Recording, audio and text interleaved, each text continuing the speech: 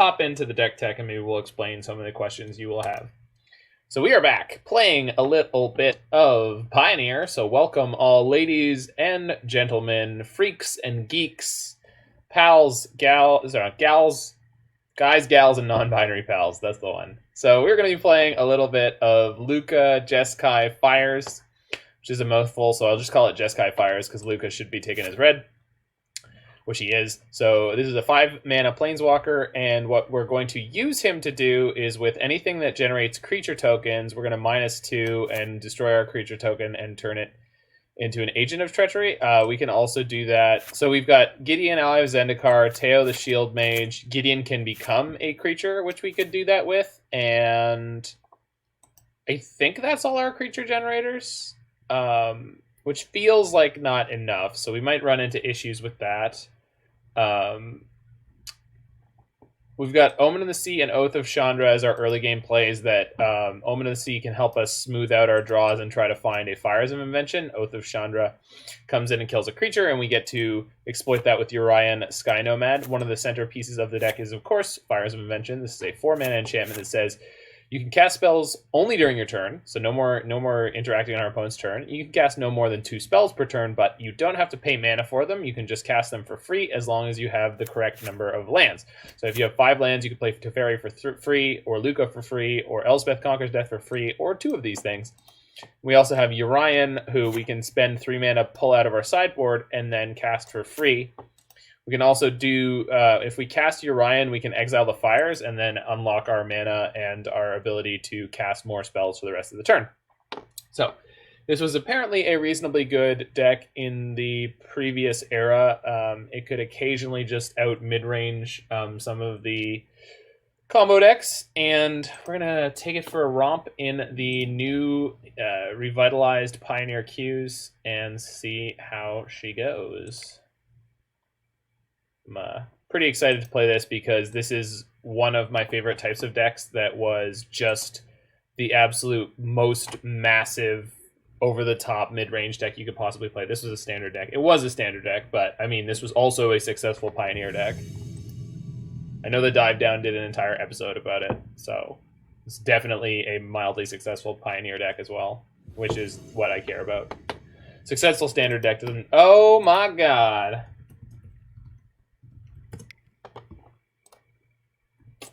The one and only Aspiring Spikes. If you want to watch this from both sides, you can, of course, hop on to Spike's stream. Please do not let me know any cards in his hand or what deck he's on. Last time I faced down Spike, I beat him. But he was on Jund taking turns nonsense. Sacred Foundry. All right, we might be in a mirror match. I would like to draw some early game action, please. Gideon on the 3 is nice. Fires into Narset on 4 could be nice. I think Spike's going to want to interact with me. So the question is, do I just play into it? Probably. I think the upside here is potentially very good of resolving this. Yeah. Oh, no, I don't want to do that. Hold on. I don't want to pass the turn yet. It's trippy to watch both? Why is it trippy to watch both? I don't need an emblem against him. Hey, you. Your Omen of the Sea can't do damage. Gotcha. No aggro Omen. Got him. Got him. Man, we're probably going to get a bunch of... Holy jumping, we just got... Is it about my cube? Wait, with the sick Simpsons reference? Oh, I like this new human being.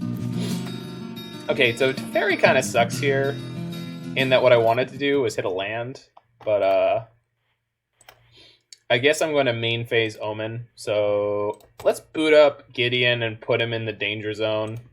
See what happens here. If they're playing any kind of interaction, I'm going to be pretty happy that I did that. I suppose I could play Time Raveler this turn and plus it, because there's a potential chance that they drop their Fires plus a spell, and then we get to bounce their Fires next turn, and then hopefully draw into a land for our Fires. Yeah, I think Time Raveler is probably the best play here. My fucking man. My dude. Omen of the Sun. Yikes. Well, we were going to plus this anyway, so who cares?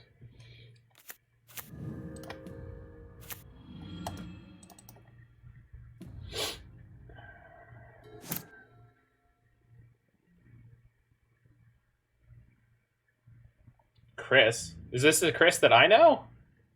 Is it about my cube? That would make sense, because Chris is a cube aficionado. Don't fires me, bruh. Don't fires me. Oh, crap. Don't fires me. Yeah. As predicted. So we can sack our Teferi to bounce their fires. We might be doing that. We'll see. Narset only shoots creatures. Oh, or planeswalkers. Okay, so this is kind of hot in this matchup. Oh my god. The spice. Possibility Storm? Oh, that's so rude. Oh, that's so rude. Okay.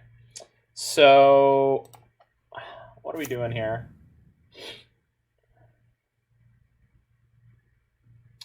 I can bounce their fires. It means they'll play the Possibility Storm next turn. Or we could play Narset, shoot one of their creatures, turn off the other creature, and then we'll have Teferi to bounce their Possibility Storm next turn. They're going to be able to play a card before they do that, but that's probably okay. And then my Planeswalkers that I play for free just flip into other Planeswalkers.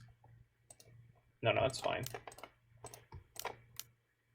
I have a Teferi in play. Okay. Yeah, okay. Let's play fires, turn off one token, use Narset to shoot the other token. So you go off, you go plus.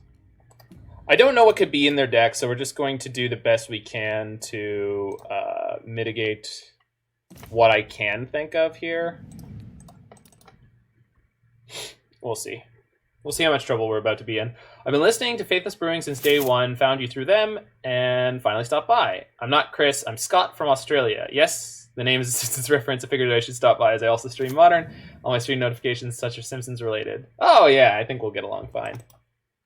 Is it about my cube? Oh shit, well, that's gonna be a problem. Yep, so they're gonna go get their own, yeah, and then they also cast the Possibility Storm and wait, what? What? Okay. Yeah, I see. Jesus Christ. Spike actually knows how to play this matchup. I've never played anything like this before, so. Okay. You know what you're doing here, and I don't. We also stumbled on our fourth land and died, so. They've turned off their stream, but I won't comment until game 2. I mean, that's fine. Like, you can comment as much. You had to Wrath. I did not understand that, because I didn't know that they were also going to be playing Lukka in their Teferi, what's it called deck?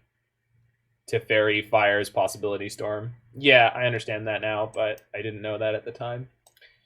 So, let's see. I feel like I want these things, because we just have to keep their fires off the table. So, even though it's kind of medium, once we hit our fires, that they're not... You don't want to play in the prelim today? The queue is stacked with heavy-hitting dudes. I wound up 3-2 with my trusty teamer Emerge. I don't play a lot of the prelims and stuff like that, but... I feel like Gideon is pretty bad in this matchup, but Archon could be alright, just because then we get to go wider. Definitely need to go down on some number of Wraths, probably, but I don't know. Oh, Elspeth can also make creature tokens. That was something I didn't bring up early. They're basically on the same deck, but possibly Stormlock and Karn. No, that's not the same deck at all, then. If they have Karn Wishboard, it's a huge deal. That's very, very different, in my opinion. Maybe I'm wrong, but I feel like that's hugely, hugely different. And they're also playing the Omen. Omen of the Sun. So there's like 10 cards different. Yes, they're on a Jeskai Fires list. Yeah. No, I understood that very quickly when they spent their first 3 turns playing nothing and they had no counter magic. Yeah, I got that they were on Fires. So that is not super helpful. But I've never played Fires, and I've never played against Fires with a deck like this, so same cards, same deck, just 10 cards different. Yeah, I guess I'll keep one of these verdicts. I just feel like Oath is just a generally bad card, and this type of interaction is probably going to be better. I don't know. I love that we booted up Jeskai Fires into a queue and we immediately hit the end boss. Like, I am just hopelessly outclassed here in terms of player skill and format knowledge. There's a reason there's a lot more people watching Spike right now than me.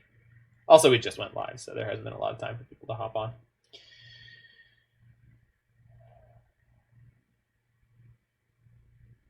Have you ever heard of our Lord and Savior Elder Deep Fiend? Yeah, I've got a red-blue Eldrazi. Janice might drop by too. He has a cooler dog than you. Well, yeah, it's not. I mean, anyone who has a dog is a cooler dog than me. I own copies of a red-blue Phoenix's deck. It's not Phoenix. It's not Arclight Phoenix. It's Rekindling Phoenix and the one from Tarkir. Okay, we gotta ship this. The 3-mana one from Tarkir. I guess we can keep this. It's not great. Bottom of Lukka and Prey. Flamewake, yeah, Flamewake Phoenix.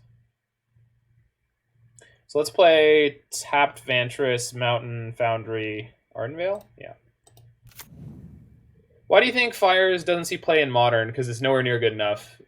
You don't ramp, and your first relevant play is on turn 4. So like the only way it could be an acceptable deck, I think, is if turn 3 Deafening Clarion was something that was worthwhile, and it's not. You're just going to die to every single prowess deck before you get there. Birth of Meletus, yeah. So this is an excellent card that we could be playing that we're not, because we're playing things like Oath of Chandra instead, which is not necessarily a bad thing, but I feel like certainly in this matchup, this is not where you want to be. On the other hand, I can bounce their Birth here, which will prevent them from having a token this turn, or I could bounce the token next turn. So I think I'm going to bounce the token next turn, and then we get to go Gideon and then Lukka and steal one of their lands, most likely. So the only issue will be if they have a big Fires turn on 4. They might be stranded, or they just might be sequencing to get a better land. Oath of Chandra is good versus the mono black side of the format. I can agree with that.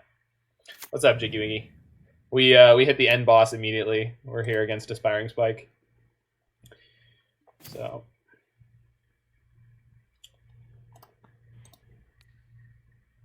we'll kill their wall, draw a card. It's a good card. Get my second white source, go white, play Gideon. Get a knight, pass the turn. And then I don't think they can do everything that they need to here to stop my Lukka from coming in. Having the Teferi is a big deal here. So there might be Fires and a 4 CMC play, and if it's as amazing as the rest of their shit has been... Okay, Karn? Karn's fine. What are you getting? Tormod's Crypt? Pithing Needle? You can't cast the Needle, so... Oh, that's about to be my Karn, isn't it? No, I'm going to take one of their lands instead. I'm going to take one of their lands and smash them with Gideon.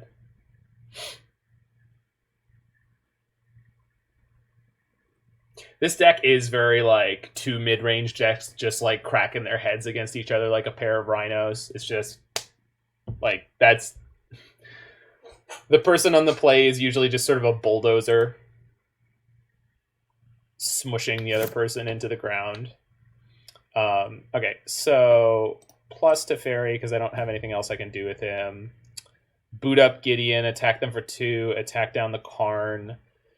Play Lukka, steal one of their lands, win the game. Should be.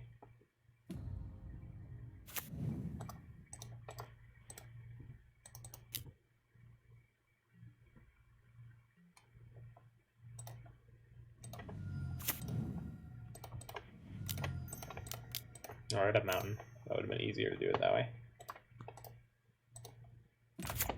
See ya. Triome.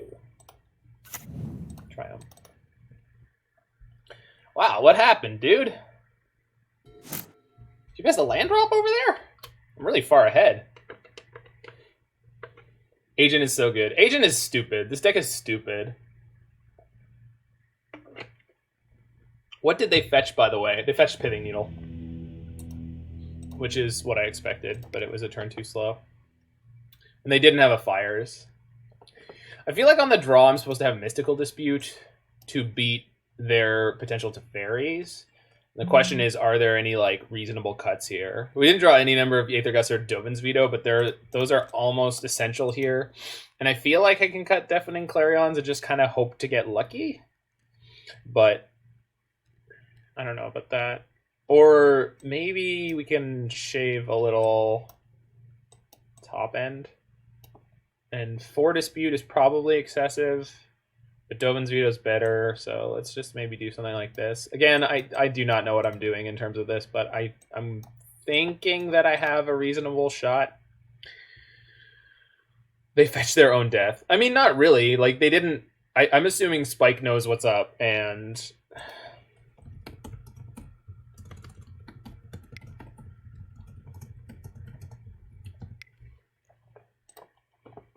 Alright. I think this is where I want to be. I don't know. It's a really silly matchup. We're just smacking our heads into each other here. 3 Dispute over 4 is weird. I mean, I have 2 Vetoes and 3 Aether Gusts, so I'm not sure about that. Because Dispute is bad against most of their threats, but it's good against some of like the grease cards that will help them get to. Yeah, I mean, I'm not knocking this one out of bed.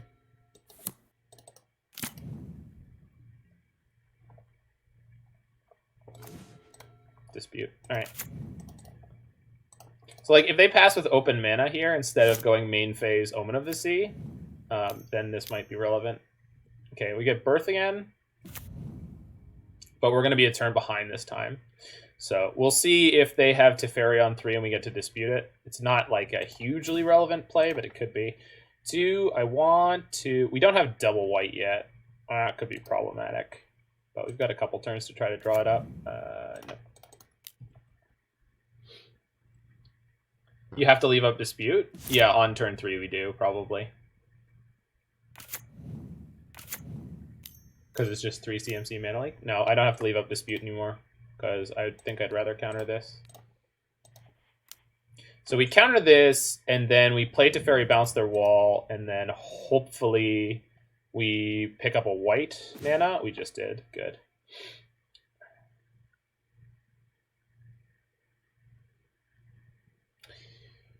I suppose I don't have to bounce this wall right now, because we could instead bounce the Fires. The problem with doing that is they're on the play, and so if I don't find an out for their potential Lukka, then the wall is worse. So I think we're just gonna follow the same path as last game. Play Teferi, play Gideon, and then play Lukka if we get that far. Which we probably won't, but we'll try. Yeah, I took the line to bounce the wall. Okay. They almost definitely have the land drop here, but this does mean that they're not casting Fires this turn, which is huge. And they don't have a creature token for a next turn Lukka. So we're in okay shape. They're missing red. That's huge. And they don't have any blue up, so they won't be able to stop my man Gids from coming in. Even if they could, I have a Teferi.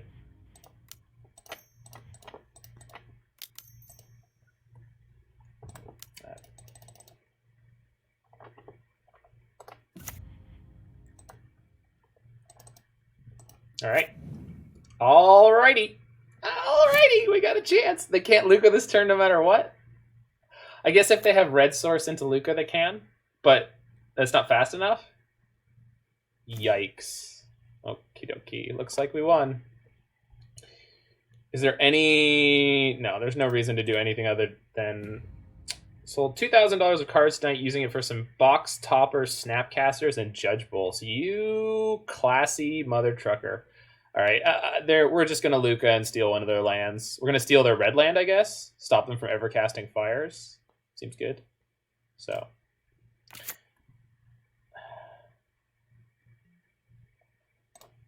gonna attack with just the knight, and then probably use Gideon to make another knight. They're gonna make a 1/1. Shark Typhoon. That's fine. Oh, is it? Well, it's okay. I mean, we'll be fine. It means my Teferi's gonna die next turn, but that's okay. Yeah, so we should have done this pre-combat, I guess, is the lesson. But, lesson learned. Oh, and then they're going to be able to attack down my Lukka, huh? I suppose I could Agent of Treachery and steal their Shark. Probably the right thing to do. I don't know what I want to do here, which is kind of awkward. I think stealing their land is the best, because then next turn we can go land agent. Yeah, okay, and we'll take the red land. So they can kill my Teferi or my Lukka, but I think this game is going to be over.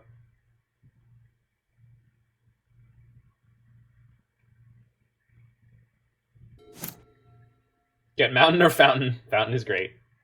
Mountain or fountain. Mountain or fountain. I assume they're killing Teferi here. No, they kill Lukka. Oh, that makes sense. Does it? How much did he have left? Oh, he could get another agent in theory. He couldn't actually, but they don't have any way of knowing that. So we're just gonna go Vantress 1, 2, 3, 4, 5, 6, 7. And then next turn we're gonna go get Uriah and play Uriah and steal 2 lands, and this is over. We just take their Hallowed Fountain here. They can make a soldier or a human in response. Yeah, that's fine. Sure. So I think this turn I just sack my Teferi to bounce one of these. Pretty sure we're not shutting off anything. They don't have blue mana left anyway. And then we'll just smack them for 7 here. Put them under all the clocks. Smush. Nice memes. Thank you. I'm doing what I can. I'm doing what I can. Alex said the word Gideon. I don't understand. What does Gideon mean? I don't know what Gideon means. Activate Gideon. Make sure not to forget your Gideon. You have a Gideon. I'm aware I have a Gideon. Shock. Boot this Mamma Jamma up. This game is donezo. The word Gideon is illegal. I sold all my Gideons tonight. That was a bad idea. Gideon's great. Omen. Sure. You can't kill any of my agents. My agents of your doom, Spike. Your doom. Spike, come on. You know what I can do here. You have no power here. Yeah. Got him. Tell Spike to say hi to his doggo. Well, we are going to hop on his stream and say hi and rough break, because he's amazing. And am fan. Let's go on my stream manager. It's going to be chonky, because my computer is not the best, but...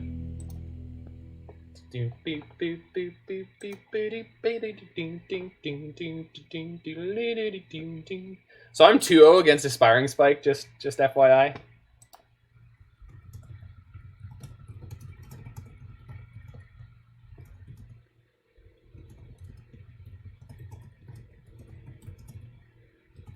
Black Stompy. We've played against Soul Flayer, if you count that as an aggro deck, which I guess you probably can't. But yeah, not there is only one Lord of the Ring, and he does not share power. 90 decks that they love. Morning, Speed. She thinks that GG's mana symbol.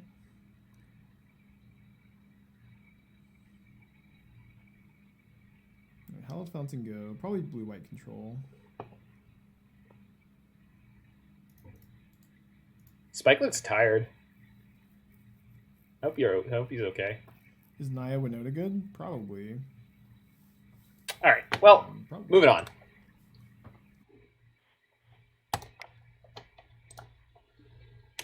Spike is a handsome man. Agreed. That's the reason he's more popular than me. That's the number one reason. Is this feminine jawline of mine, and I can't grow a beard over it, so I have no hope.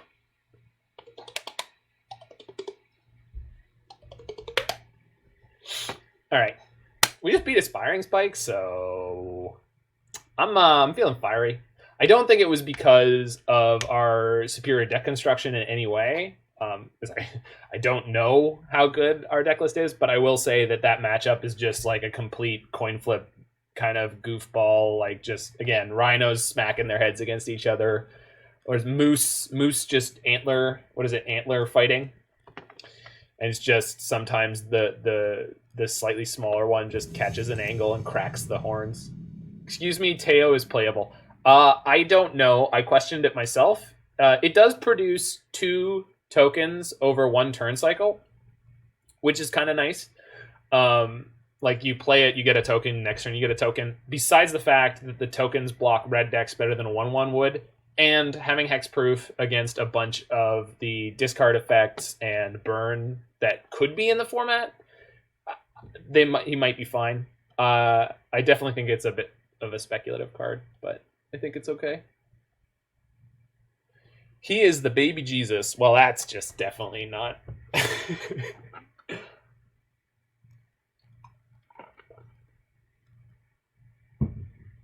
going to finish this next one and have some coffee.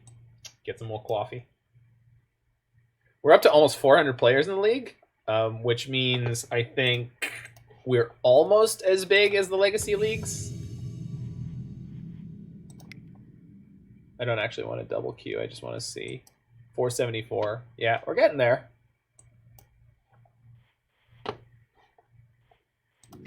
If I play this deck, which I plan to, I want to play Oath of Teferi. If you want to play Oath of Teferi, I highly recommend playing Karn's Temporal Sundering.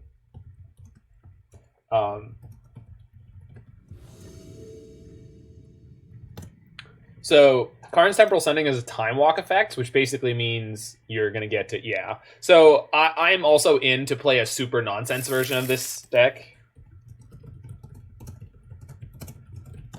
This hand is kind of fire. We're going to keep it against Jose de la Vega here. Just because I have the Omen of the Sea and we're on the draw, and we have a high land count in our deck and a Supreme Verdict in our hand. So, like, this is obviously not the ideal hand, but it's fine. Yeah, there was a Saffron Olive standard deck that was called, like, Jeskai Super Friends. I think that's all he did. He just called it Jeskai Super Friends, but he played Chandra Torch of Defiance, which is legal in this format, Karn's Temporal Sundering, Teferi 5, and Oath of Teferi. Opponents on Sultai Delirium. Good. This is so we've got some of the big boys in the meta playing here. They've got a Passage in their hand, and they ditched a bunch of great cards, which is kind of okay for us. Yeah, we'll go ahead and shock this. We've got Teferi into Narset into Big Teferi or Lukka, so we're kind of banging. We don't have a way to generate a creature token yet, and I did think the deck was a little bit light on that. So, because there's only 2 Teyos, and I think there should be like 2 Omen of the Sun in this deck as well. Udo. Okay, so there is a very real chance that we're just going to go way over the top of our opponent here. They didn't have any Thoughtseize in the early game. They probably have some Fatal Pushes rotting away in their hand, and basically we're just going to play non-stop Planeswalkers from this point. Yikes. I don't think I want either of these, because I have a Verdict for when I need it. Interplanar Beacon. There's an Interplanar Beacon in this deck? Man, I did not pay enough attention to the mana base. I'm pretty sure I'm going to bounce their Satyr Wayfinder just because I want to draw a card. I guess I could bounce my Omen, but then I lose my Teferi to their next attack, so... And I don't have anything that isn't a Planeswalker that has double pip, so...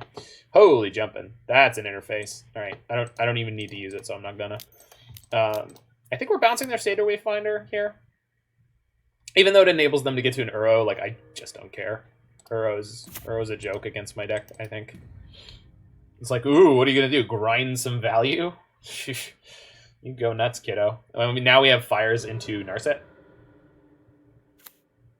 And they need another fetch land if they want to play Uro. Or a 1 CMC spell like Thoughtseize. Let's see if they have it. I guess they could be playing Nissa, who shakes the world.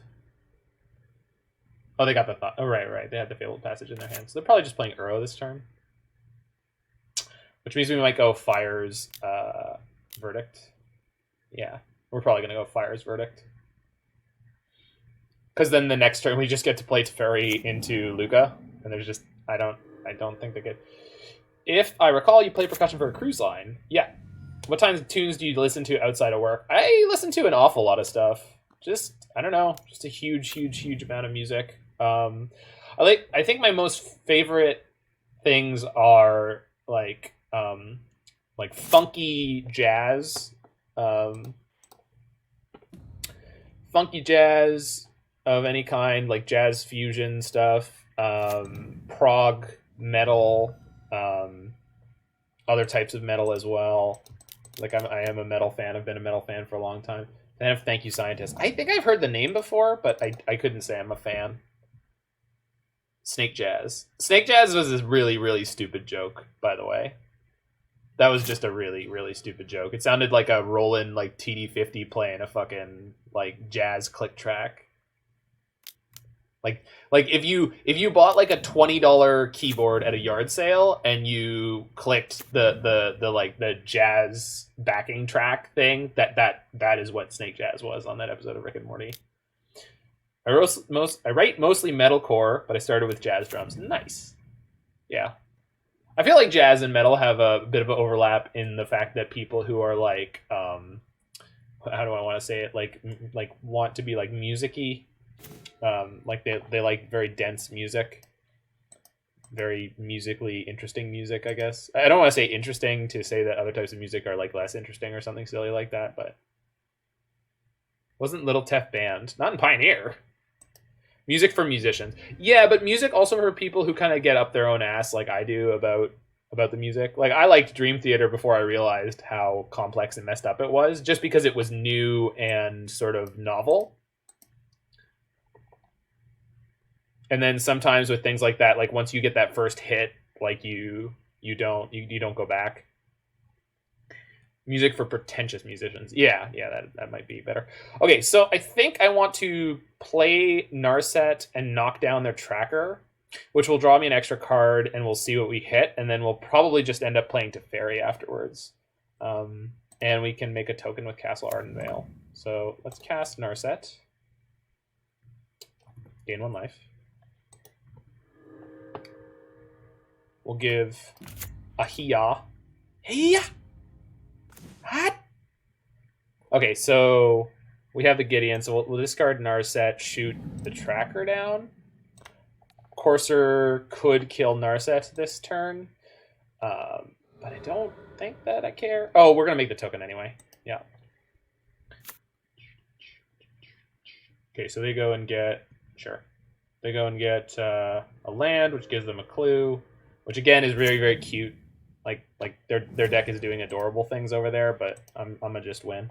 So cast Teferi, draw an extra card, make a token, and we don't have to make a token until they attack. So they might not know that that's the thing that I'm gonna do. And even if they do, next turn we get to go Gideon Lukka, start stealing your shit. It's pretty good. I'm good. That don't impress me much. Well, Thank You Scientist is prog rock metal with brass section. Oh, shit. That sounds pretty cool. All right. Maybe worth checking out. They crack a clue, and then they can cast Ishkana. It's kind of hot. They're going to traverse. Oh, they don't have enough for Mama Emrakul. Mama Emrakul is something to actually be concerned about. They did get her. Okay. 4 card types. She costs 9. They don't have enough for her yet. So we definitely want to steal a land next turn to try to avoid death by Emrakul. Yeah. Mom is scary as shit.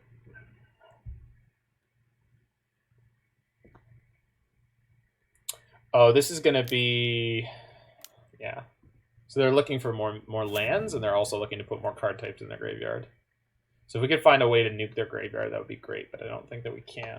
Please tell me... Okay, the card types didn't go up, because they already have all the basics. And the number of enchantment cards that they have in their deck is probably limited to the Courser and maybe a Shark Typhoon or two. And they probably aren't playing any artifacts. And they probably... Okay, they're also going to be able to play the Ishkana. That's fine. We do not want to kill this Courser because it makes their Emrakul cheaper. We might steal the Courser, but pretty sure I'm just going to take one of their lands because I just 1, 2, 3, 4, 5, 6, 7, 8. Yeah, so if they have another land in their hand, they can cast the Emrakul next turn.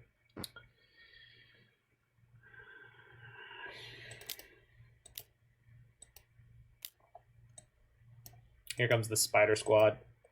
Spider Squad reporting in.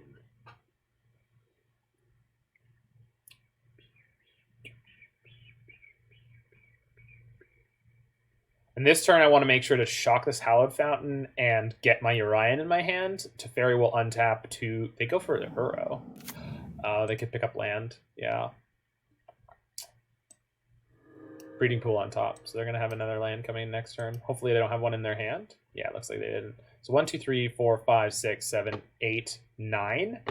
And they have the 4 card types. So we have to steal one of their lands this turn. But that's fine because I wanted to do that anyway.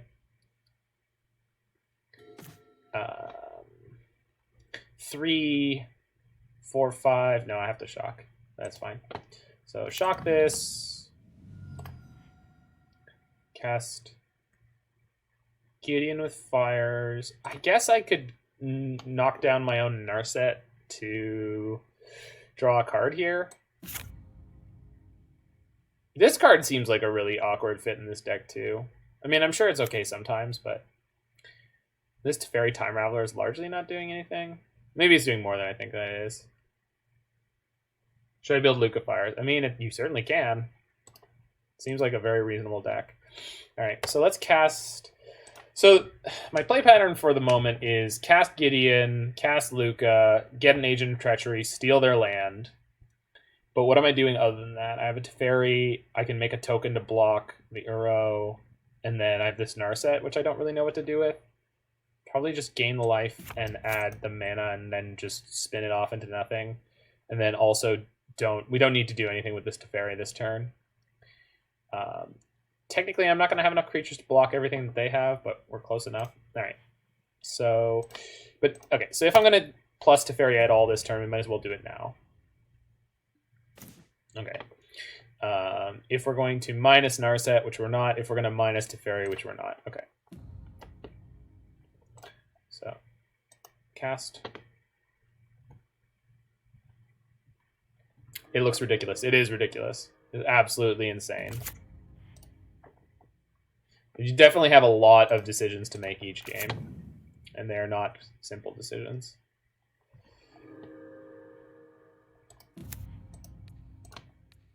We can get another agent next turn.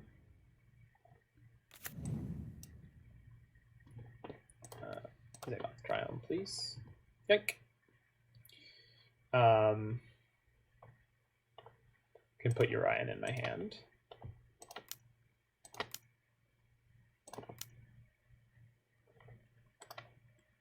Suppose I can... No, I don't want to do that. All right, let's just plus. Add blue. We're not going to use that for anything. And then we just have to hope that they don't hit Emrakul. 1, 2, 3, 4, 5, 6, 7. And they have 4 card types. Maybe I should have bounced their Uro. Oh shit, I just clicked through that. I was supposed to untap 2 lands so I could make a token. I think it'll be fine, but maybe not. Teyo on top. All right, so assuming they don't have a land in their hand right now, we're safe from Emrakul on this turn cycle. Assuming that, but it's not really a safe assumption.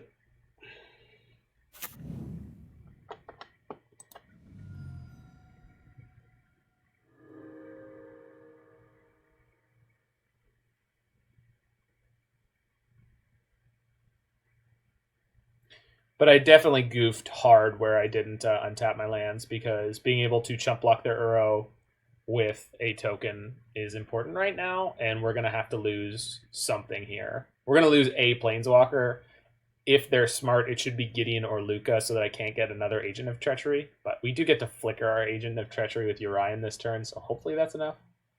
I guess I could also Teferi... Oh, I can use Teferi to bounce my Agent and play Agent again, and then play Urian and flicker it, so we can steal multiple things again. So we should be all right here. Attacking Big Teferi? Yes, please.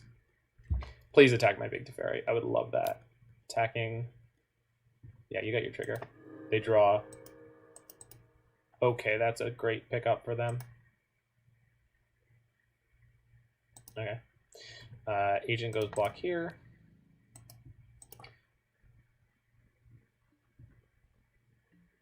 So I lose my Big Teferi. It's not really a big deal. The problem is right now they can play Tamiyo and then plus a named Murderous Rider. They play Hangerback Walker for 0. Oh, fuck. Yeah, I should have known that was coming. Okay, I think we're just dead to Emrakul. Oh, yeah, we'll see. We'll see how clever they are. Okay, that is fine. I want these two on top. Okay, good job. I should have remembered they had the Hangerback Walker in their hand, where they could reduce the casting cost of Emrakul. So opponent got a little lucky, but that's fine. I'm just going to grab my cup of coffee while they're taking my turn here. Let's see how massacred we are when we get back.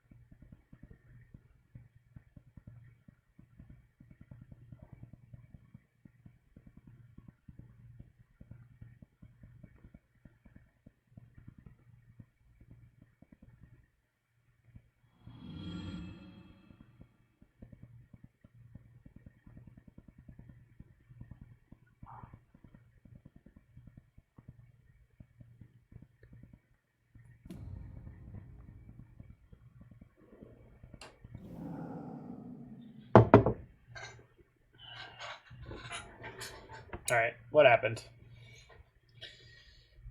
I'm down a Gideon.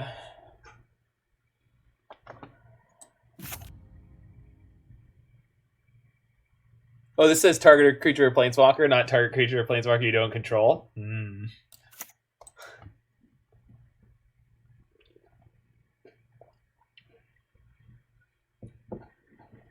Cast the second fires? Sure. Have they cast like any spells yet this turn?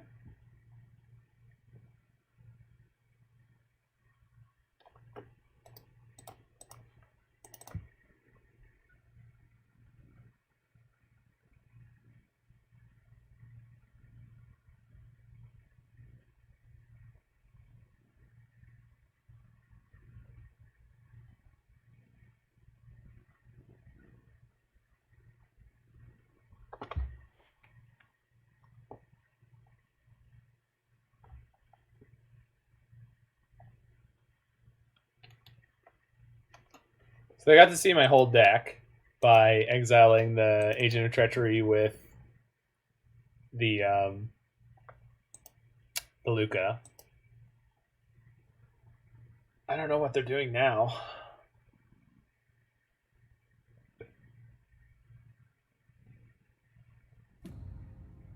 Yep.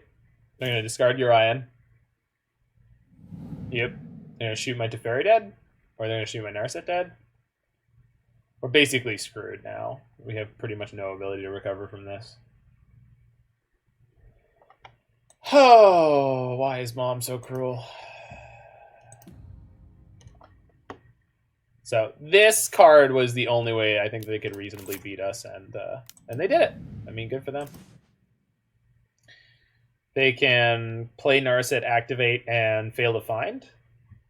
Actually, can they play Narset anymore? Maybe they've played... I think they played too many spells. Because I don't think Fires... Okay, they hadn't. So they can activate Narset here and fail to find, but this actually is a bad idea for them because it means I have Narset in play next turn to look for a card and hit with Fires. Yeah. So they fail to find. Yeah, he could play in Shaka Land. That's fine. It's not going to matter that much in the end. Okay, so we can, on our turn, we can Castle Vantress, scry the top, activate Narset, see what we do. We do have Verdicts in the deck, so hitting a Verdict is pretty fire here. I mean, obviously they'll get the Uro back and they have 2 clues, but I think we could, in theory, recover from this. Okay, no upkeep effects because my Castle Vantress is not in play yet. Well, I don't need to go digging for that Verdict anymore.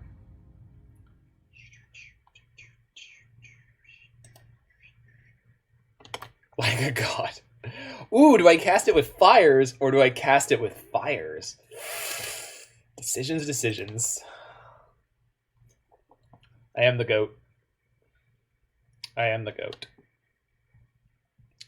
Bye, nerds. Alright. Well, looks like we still got ourselves a ball game here. Sultai Delirium opponent reeling after an incredible run with Emrakul. Big Mama coming on home, but not being able to close it out. Score is 29-21. And while the Jeskai Fires player is clearly behind, Scrappy Deck is going to come back. Let's see.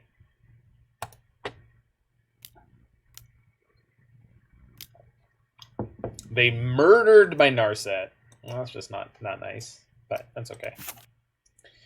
We're yielding until next end step, and then we're going to scry and make a 1/1. Sure. Ooh, that can pick up Emrakul. Right. Fuck off. They just did that. Yep. All right. Well, on the plus side, we don't have as many resources for them to abuse. And there's a reasonable chance that the way we end up winning this match is just by timeout. Jesus. Wait, how big can I go? 1, 2, 3, 4, 5, 6, 7. Actually, this is probably a cast Shark Typhoon kind of game. Which I think it definitely is. So we'll go bottom, top.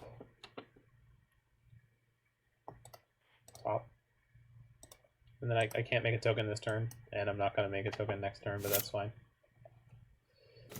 Okay.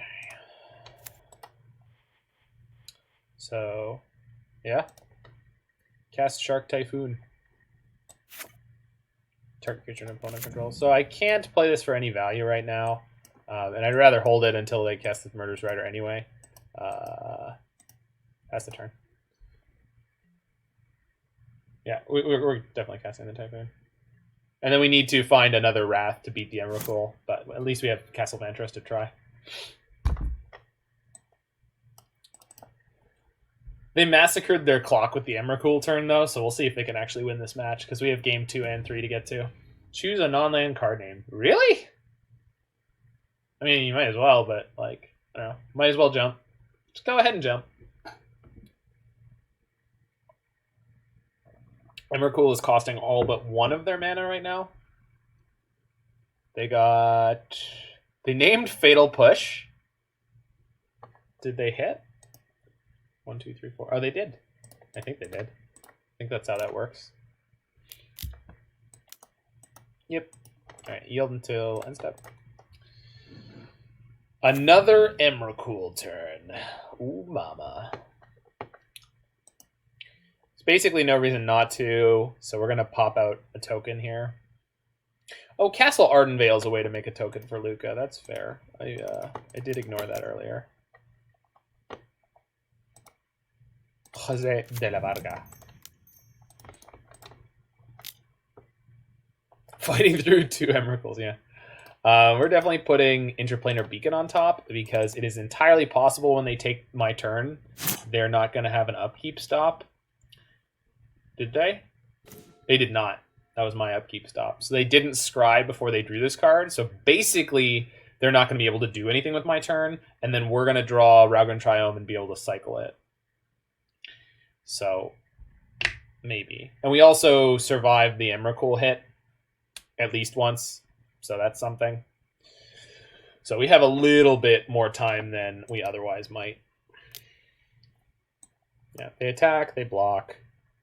Mom compels you. You will die, Belle. Your love of books was not enough to save you. Did they emblem my Gideon to kill it? God, what a jerk. You know what I despise? Tell me, Speeve. Tell me, Speeve.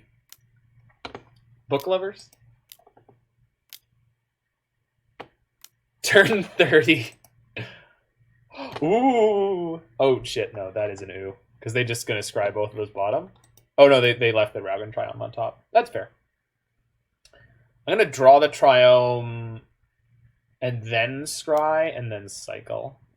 What are you going to do? Cast the Oath of Chandra? I mean, that's fine, but... Yes. Give me a 2-2. What a nerd. What a nerd! Boop. Little shark. Little sharky boy. Oh, we shoot the Emrakul for 3. Take that. Take that, Mom. Alright. Okay, let's draw. Triome. Play this. Scry.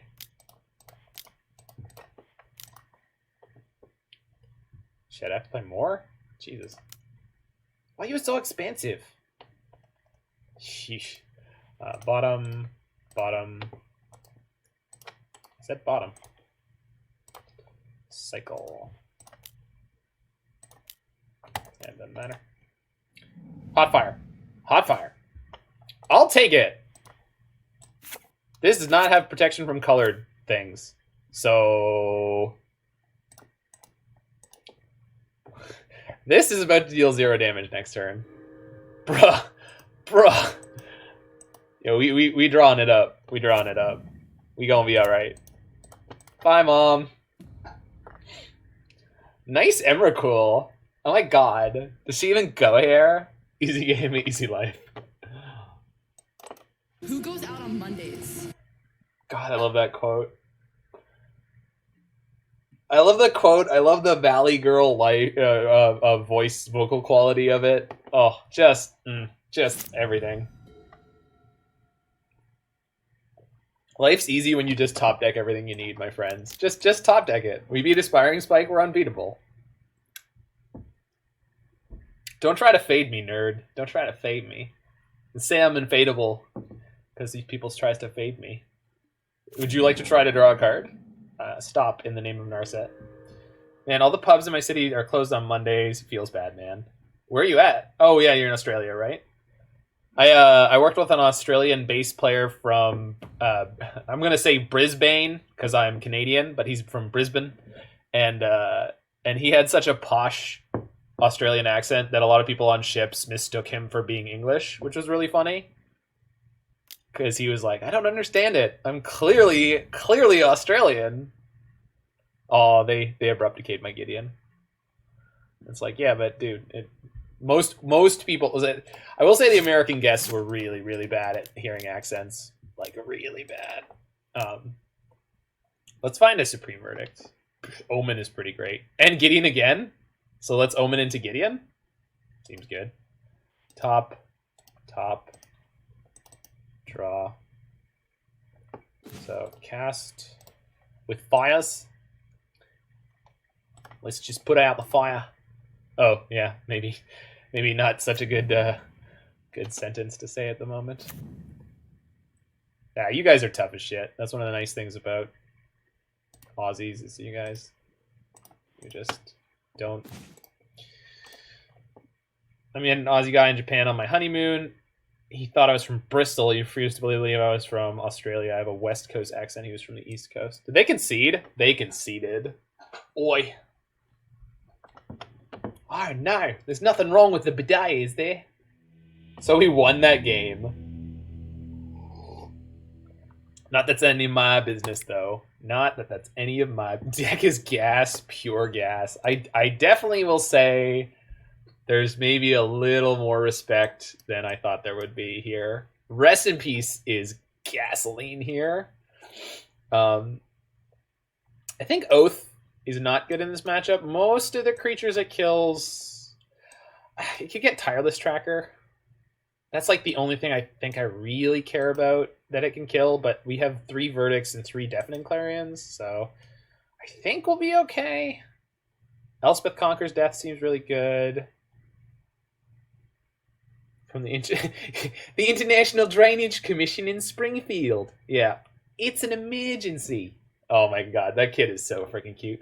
But I did love the thing because Canada, I think, shares that with Australia, where it's like, what? I'm going to take this all the way up to my Member of Parliament. Hey, Gus! It's just the guy next door.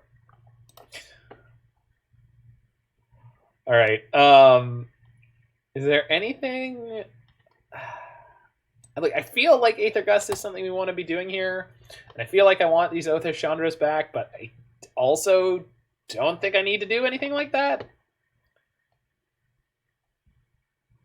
Literally Canada. I mean, it just feels like we're on that kind of level of like close-knit, small community-ness. And we're both a lot more like empty than the United States is. Like the north part of Canada. Like once you get over 100 kilometers from the US border, the population density just plummets. And Australia has the entire center, which is just a desert. Nobody lives there because it's unlivable. And the north of Canada is basically a frozen desert. It's not frozen, it's just that people don't want to go up and live there because...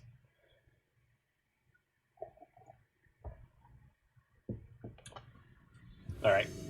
Let's just stomp him again. Teyo. I guess we could cut Teyo, but Teyo produces tokens for Lukka. So I really don't want to do that. Alright.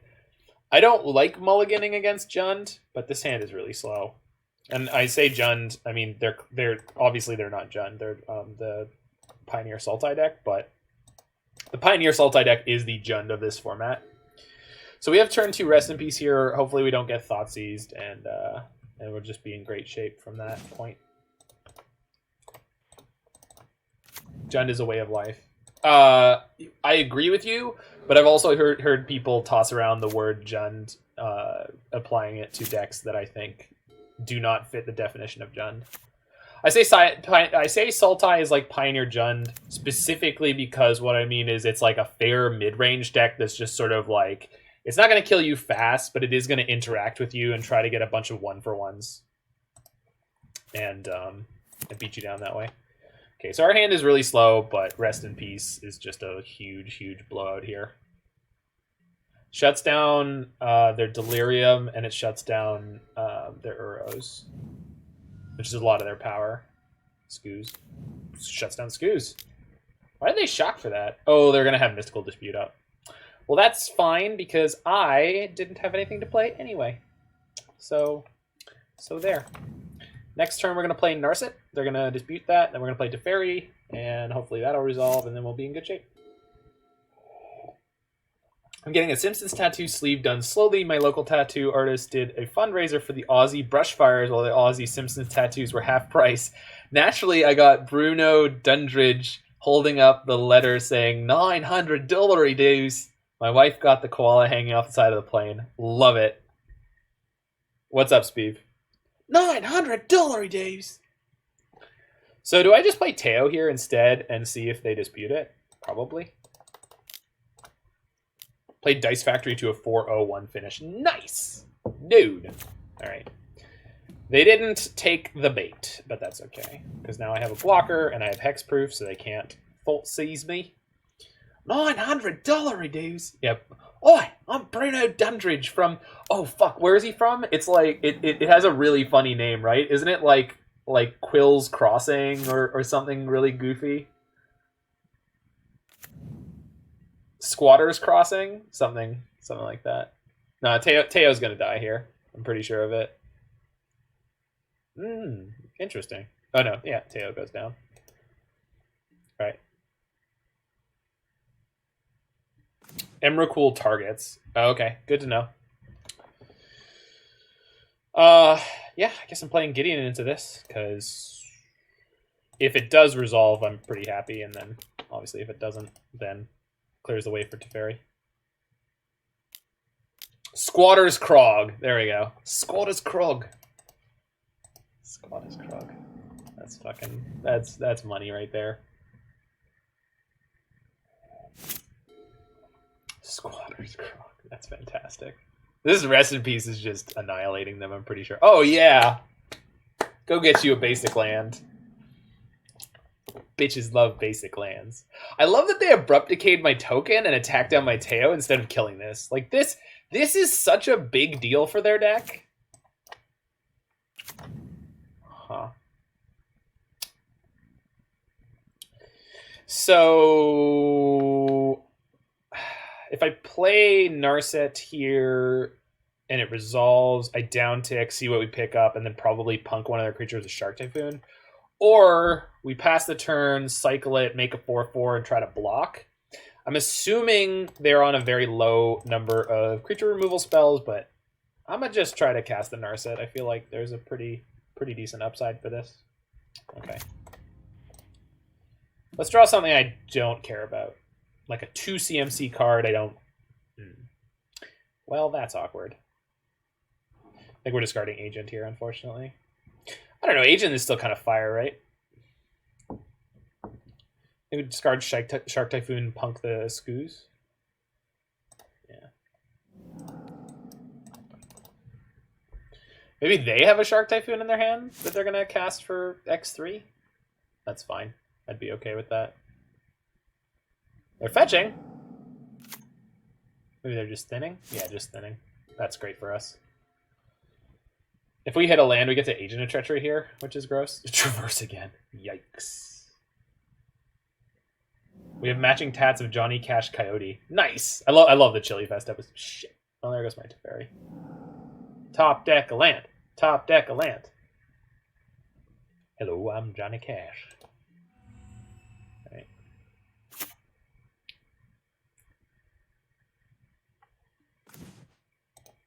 Where'd he get the spoon? They say he carved it himself from a bigger spoon.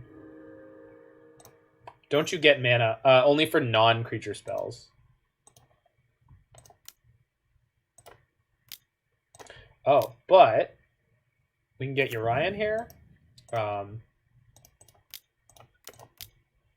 Which I can cast and then reset my Narset. It's not huge, but... Just having the 4/5 and resetting my Narset seems like money. So, do boop boop boop boop boop boop boop. All right.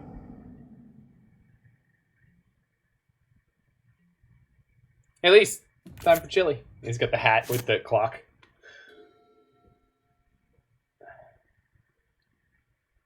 They conceded. Yeah, I'm the big fish. I am the biggest fish in this matchup. All right, 1 second. We'll get into match number 3.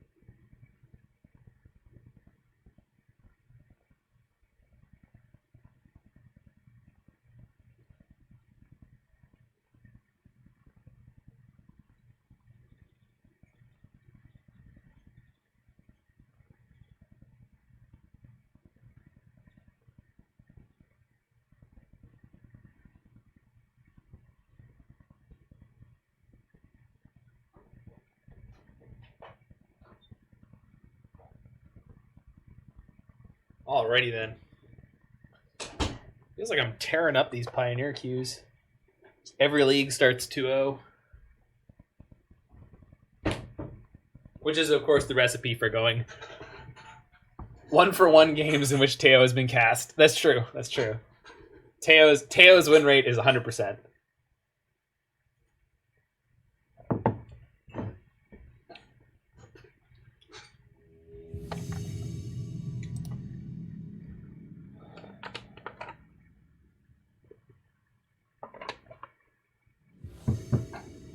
All right, on the play.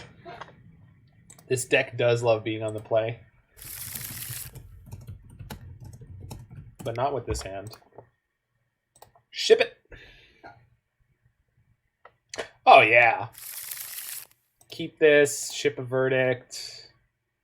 Yeah, let's rock and rumble. I'm ready to rock and rumble. We are missing red mana, but we do have a Shark Typhoon. We can cycle for 0 on turn 2 if we need to. We'll see what we're up against, but...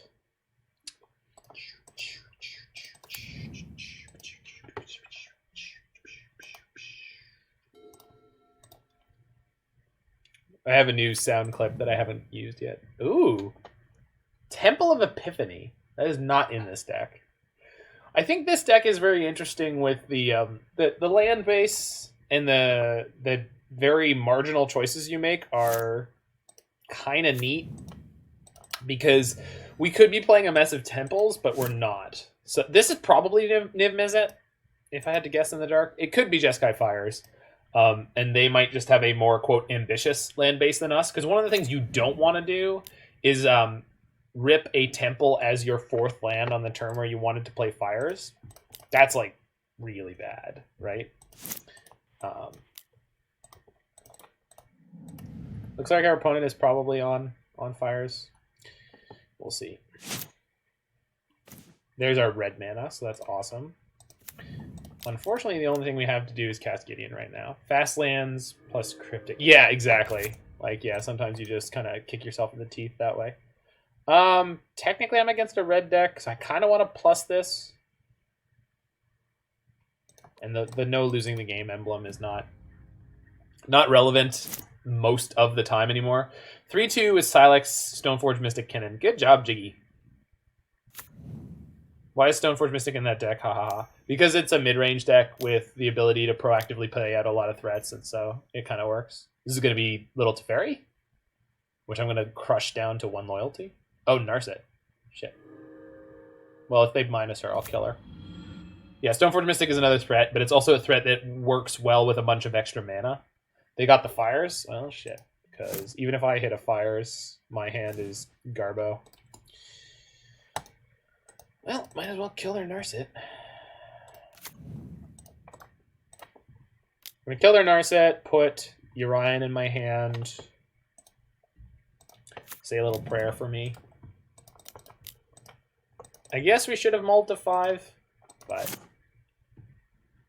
I am conservative with my mulling. You haven't lived if you never equipped Uro with Batterskull. I do feel like putting Stoneforge Mystic in any deck just gives it the floor of being decent, similar to putting Uro in a deck.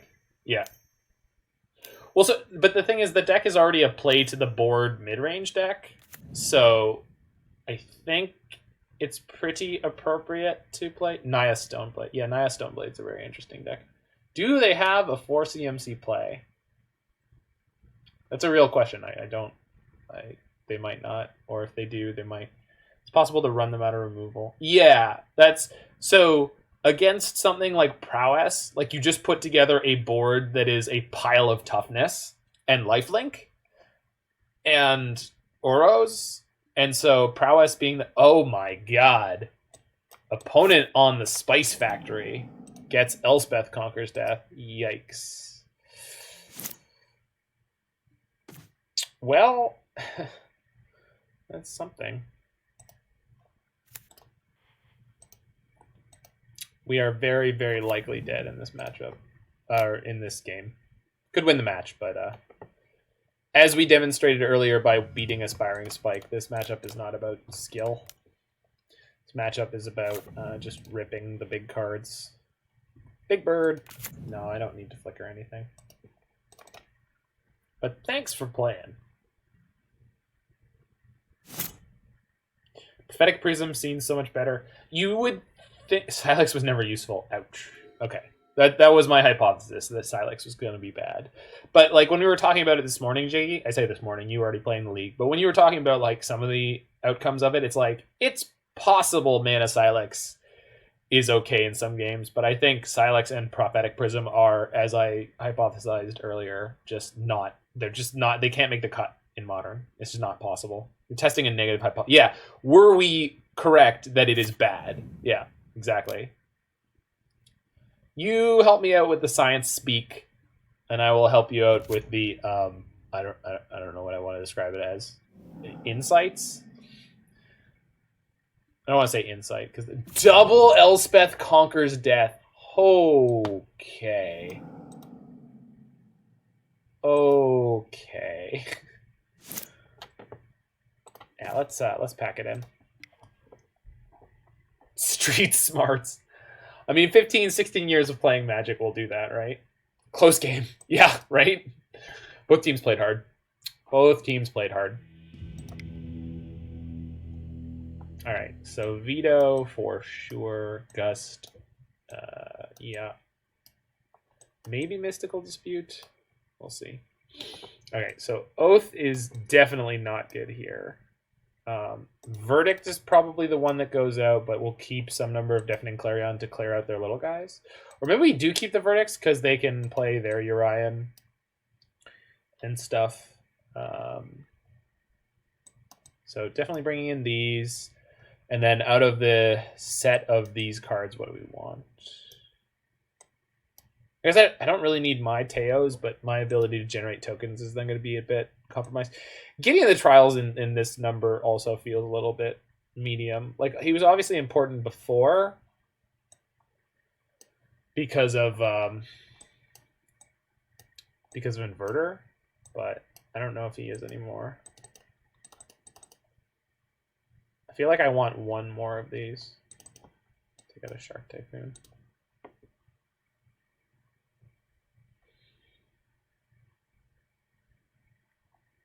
I think I like this. This is a lot of interaction for being on the play.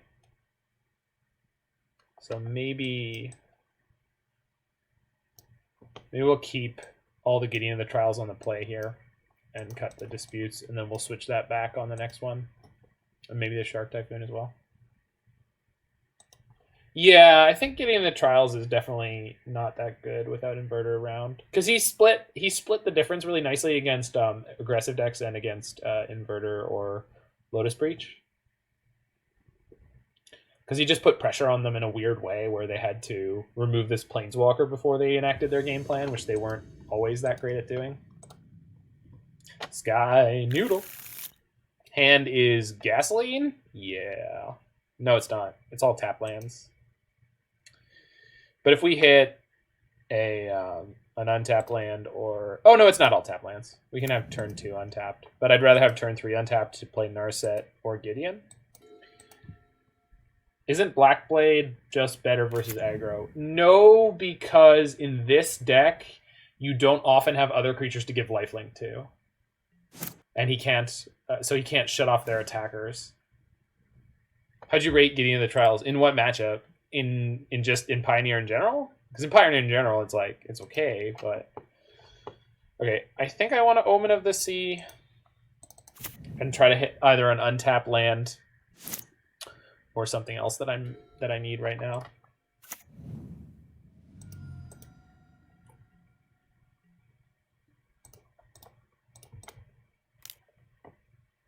Never cast it in Pioneer. In general, Gideon's fine. They Omen in response to my Omen. I guess. Sure. I guess they'd have to Omen in response to my Narset if I played a Narset. Guess I was just thinking about Gideon Blackblade versus Trials as a card in general, rather than this deck in particular. Yeah, well, if you have creatures to give lifelink, I nearly put Fire Prophecy in this deck so you can tuck Agent. Fire Prophecy doesn't hit Planeswalkers, though, right? Yikes. I want that Fires, but then we have 2 draw steps to hit a land for it. We're definitely bottoming Teyo. The question is, do I want this Fires? I mean, again, I do, but just hitting an untapped land would be really good right now. And then Narset could theoretically... I think I have to take this Fires. We'll see. We'll see. Land? Untapped land. Actually, that's pretty good. So, play this. And then if we draw an untapped... Like, most of the permanents that they could play this turn are blue. Teferi or Narset. So, Mystical Dispute should be good here to knock them off of whatever they're going to try to do. Yeah, it's going to be a Teferi. Maybe Narset. Yeah, it's Narset. Excuse me, I have a response to your trigger.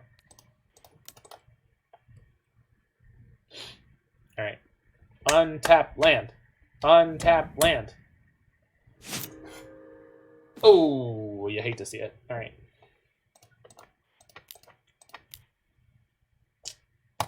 No, I'm going to play Narset, try to pick up something. Let's see all the untapped lands. Well, I could have a second Fires. I think the Verdict is probably the best thing, depending on what they do. But we're probably just going to be hopelessly behind no matter what happens. I don't know. Maybe their hand is also weak. Let's hope that their hand is also weak.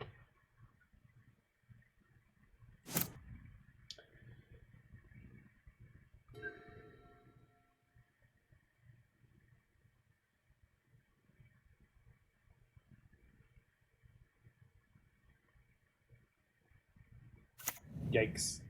Now we're in trouble. So opponent's Fires deck didn't have to mulligan and hit their 4 lands into Fires both games. Which, oh man, this is just, oof. Gets Casualties of War. That's ambitious. But not incorrect. Alright, so hit Fabled Passage. So maybe we can find an Aether Gust to bump their Fires. Okay. I guess it doesn't really matter what I choose here because we're about to have Fires in play. We're going to play Fires into Gideon, and we want to find a Lukka, I guess, to start stealing their lands and put them off of their shit. Oh, Teferi's good. Teferi bounce their Fires? I mean, it doesn't... It just prevents them from getting 2 spells next turn, but that's way better than anything else I was doing, and it also could hit me a land. Okay, we're playing that. Yeah, okay, sorry.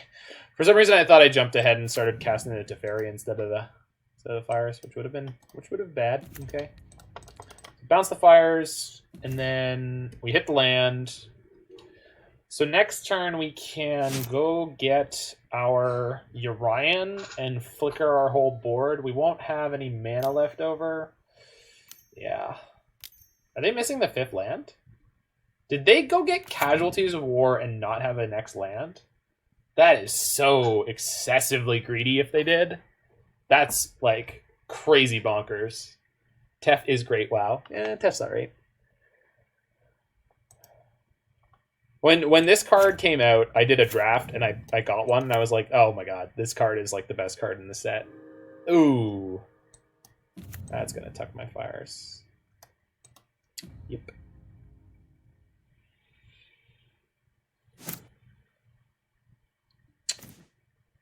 Well, shit. So they're gonna Casualties me next turn? Fuck off. That's really good.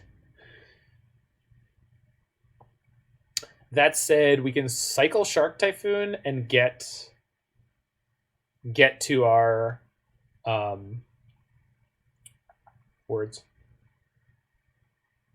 get to our Fires, but the Fires is not going to be all that good. Shit.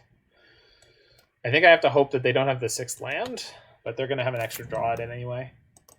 Pretty sure we're just cycling one of these Shark Typhoons on this turn cycle. Oh, their Teferi won't draw them an extra card right now. That's pretty good. That was the true best card. I mean, it is a Hippo. I do understand the Hippo love. Please plus your Teferi. Please plus your Teferi. Please do not have your 6th land and plus your Teferi to try to find it. I believe in you. I believe in you, opponent. Son of a bitch. Okay.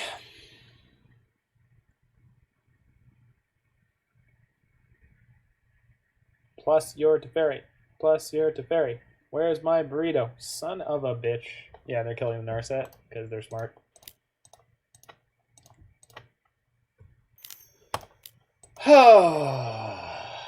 Okay. F, yeah. Definitely in trouble here. I mean, I get to Fires next turn. So if I rip a Lukka, Sure.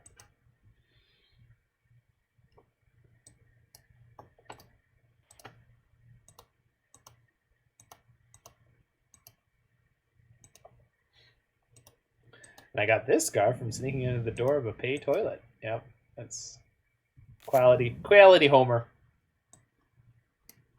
I'd like to draw my card, please. Thank you. Okay, so how devastating. Oh, they're cycling? They still have a spell. They can still play something gigantic. Have an F, thank you. I guess they could Urian this turn. Holy shit. Yeah, their deck is the version of this deck I think I want to be playing with Granted.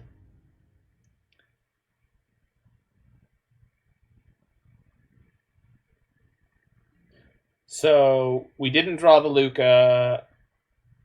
I don't have a token left anyway. There's my fires, but it's too late. Yeah, it's just too late. Always was and always will be. It's cool. We stumbled both games and they just had it come out smooth. And this is how we beat Spike. And this is how this deck beat us. It is interesting to note that in this league we've seen 3 different versions of Jeskai Fires, counting our own, and none of them have been the same. I would like to play an aggro matchup, please. I would like to see what is going on. Hand is fire. On the draw, but hand is fire. Keep. Yield. Let's go. Let's go! Hey, Basic Mountain. Welcome back. We should be able to completely run this into the ground. Did you just point a burn spell at my face? Dude. Good luck. Okay. Okay.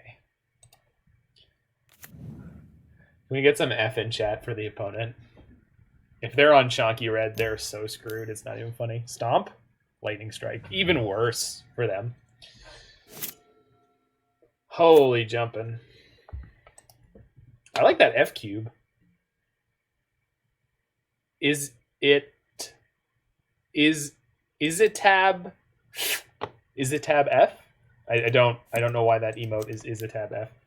Do you know what is good against Burn Teyo Harada? Yeah, that's true. And this Gideon's not bad. Top. And I think I want more land still. So draw. Play this thing that doesn't. Also Interplanar Beacon. Alright. So I have hexproof. Are they gonna let it resolve? That's the question.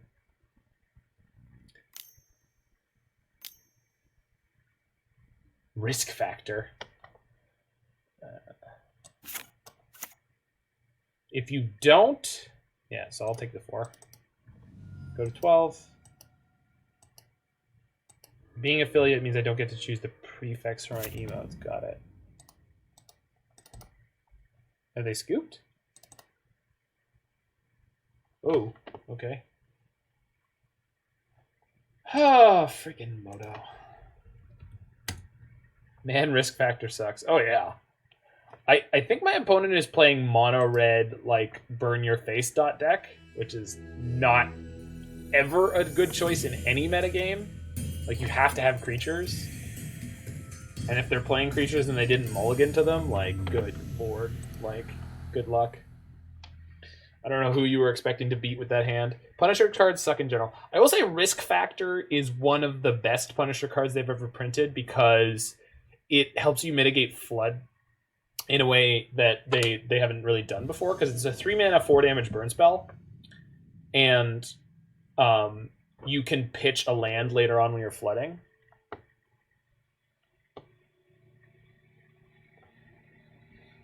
Well, this is fun to look at.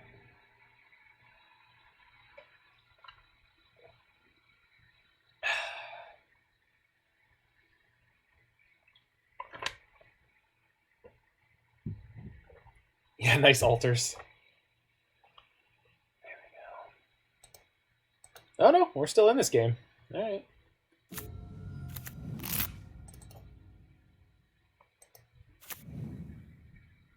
Foundry looks like a Tool album cover. It did. It did do. This wall, the wall looks pretty neat, I will say. Geometry Wizard. Electrostatic Field, sure. Alright, this still works. This card still works. Against my Hexproof. Okay. Alright, there goes Teyo.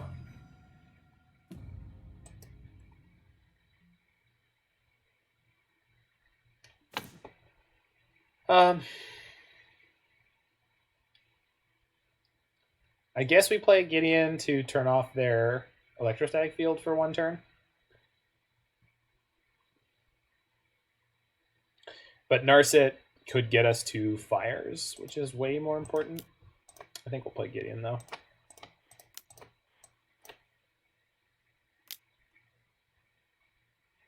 What? Son of a bitch.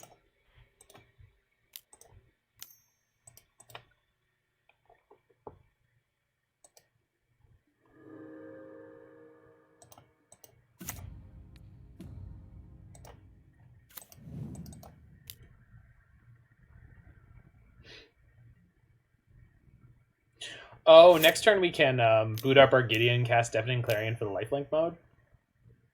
That's kind of cool. Did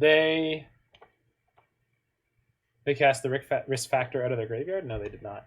All right, I'll take this. Go to 8. Light up a stage. Yikes. All right. Runaway Steamkin, Lightning Strike. All right. All right, they're kind of doing it. All right. Well, that's a good way to stop them. So we'll do the Deafening Clarion play maybe next turn. Yeah, so turn that off. Land, Fires, play Narset. Narset, find me more life gain, please.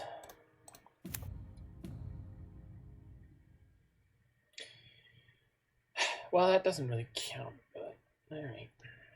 Think we take Omen? No. Gideon? Gideon. Yeah, Gideon's more life gain just by being a Planeswalker, I guess. Alright. Pass the turn. So we've turned off their electrostatic field, so that lightning strike is not going to do a huge amount. They might strike my Narset, potentially. Yep.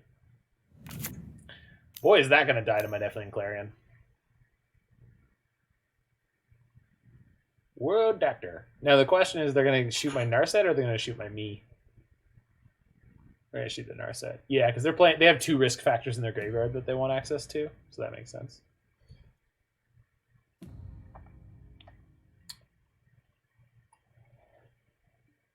So, boot up Gideon.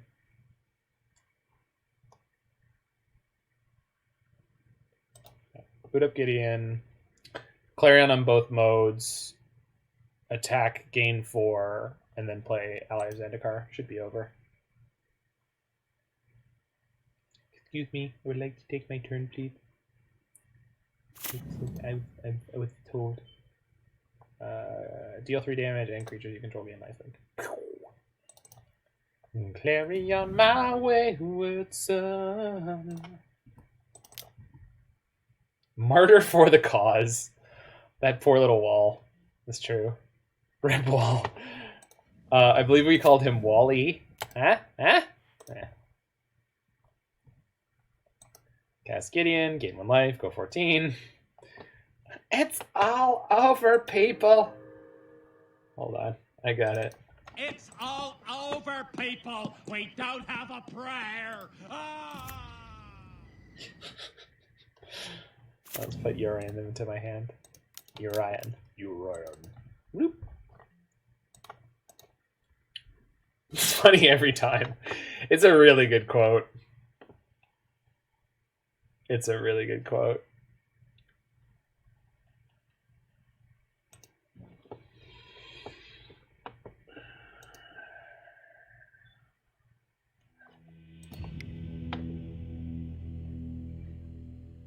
Oh yeah, I don't overuse my soundboard. All right, and now we finally have a matchup for Archon of Sun's Grace.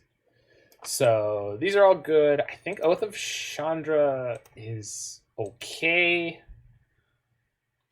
but I probably want to cut some number of that and some number of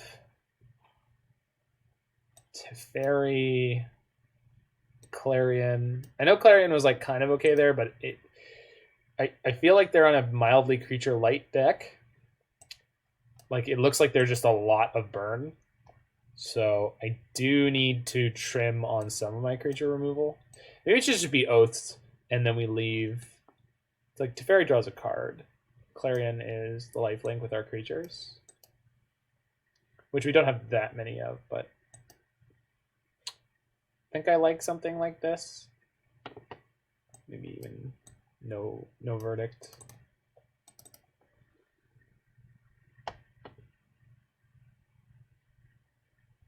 I mean, any joke stops being that funny if you overuse it, right? So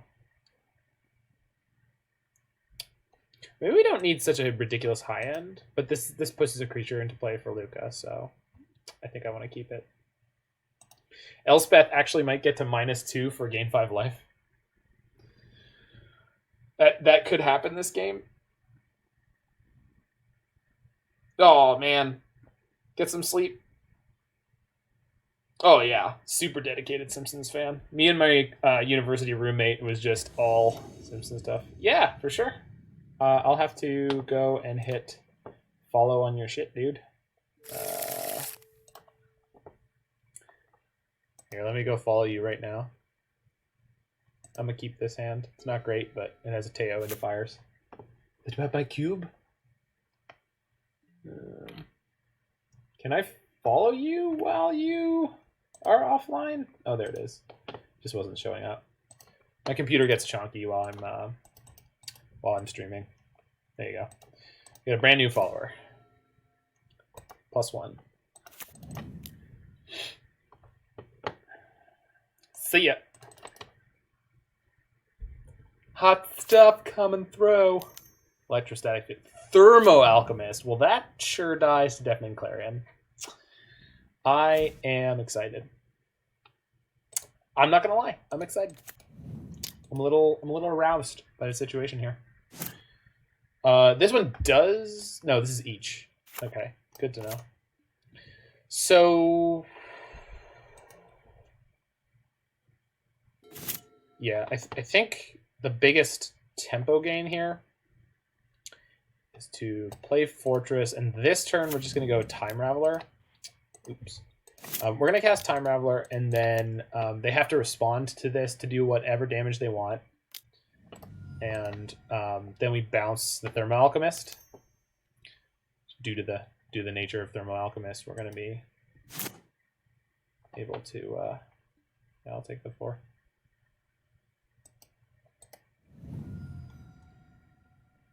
But because this isn't Electrostatic Field, it has to tap to activate. And now that I've got this Teferi in play that they want to deal with. So.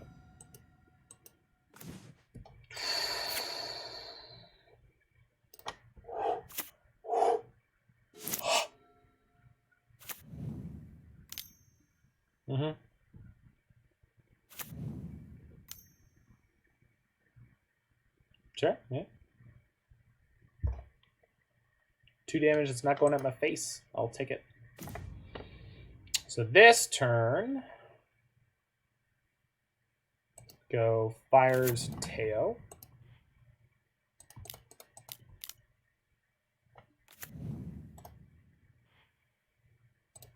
Next turn, Archon Gideon. Should be over from here.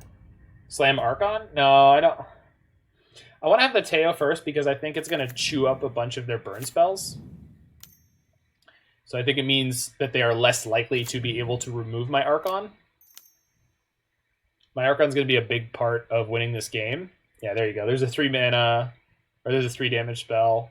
If they have any more, they could go after my Archon. Maybe I'm wrong. Do we have enough enchantments to support Archon? Yeah, for sure we do. Yeah.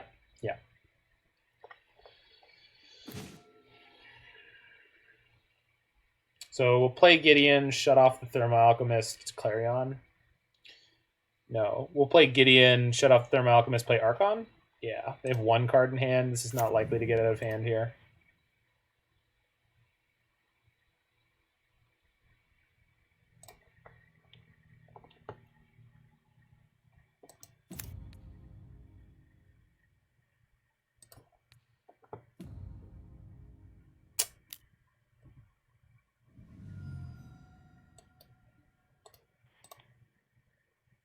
And we'll get Urian from my hand. Teyo's better here? Yeah, I thought so. I will say, though, if we weren't playing Teyo, we'd be playing enchantments in those slots. So I feel like what Alex did with this deck was he tinkered around with some of the spots in the main deck without considering how that would affect the sideboard, because Archon is really good when you have more enchantments in your deck. So this is going to be risk factor from the graveyard. It is imperative that we crush the freedom fighters. Thanks for the before follow, start the of Dank rainy Ben season. 3. And remember, a shiny new donkey for whoever brings Enjoy you the your hit shiny new of donkey. Colonel Montoya. All right, so we're going to take 4 here. That's fine. All right. It's exactly what I did. No kidding, buddy. No kidding. And I don't know if this deck is better for it. Their last card was Handweaver Battlements. This is over. This is so over, it's not funny. It's a little funny. All right. So we'll save Urian. So we're just going to go boot up Gideon, Clarion, rip wall, and then gain 7. Sure. Fun. Deleting a Dragonlord Ojutai in the board. What? Debating. Yeah, well, you might want that. All right, game over. User wins.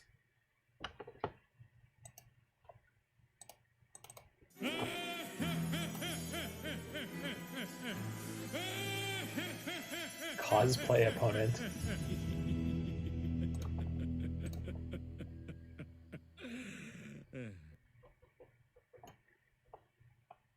Eh? 2-0 against Aspiring Spike, folks. 2-0. Both times I've played against that boy. Took him down.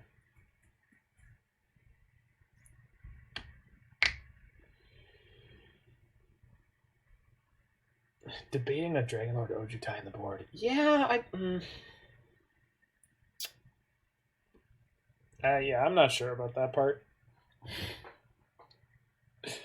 I think if I wanted to build a version of this deck, I would want to play Karn or Granted. Hey, how's it going, the evil honk? Honk, honk.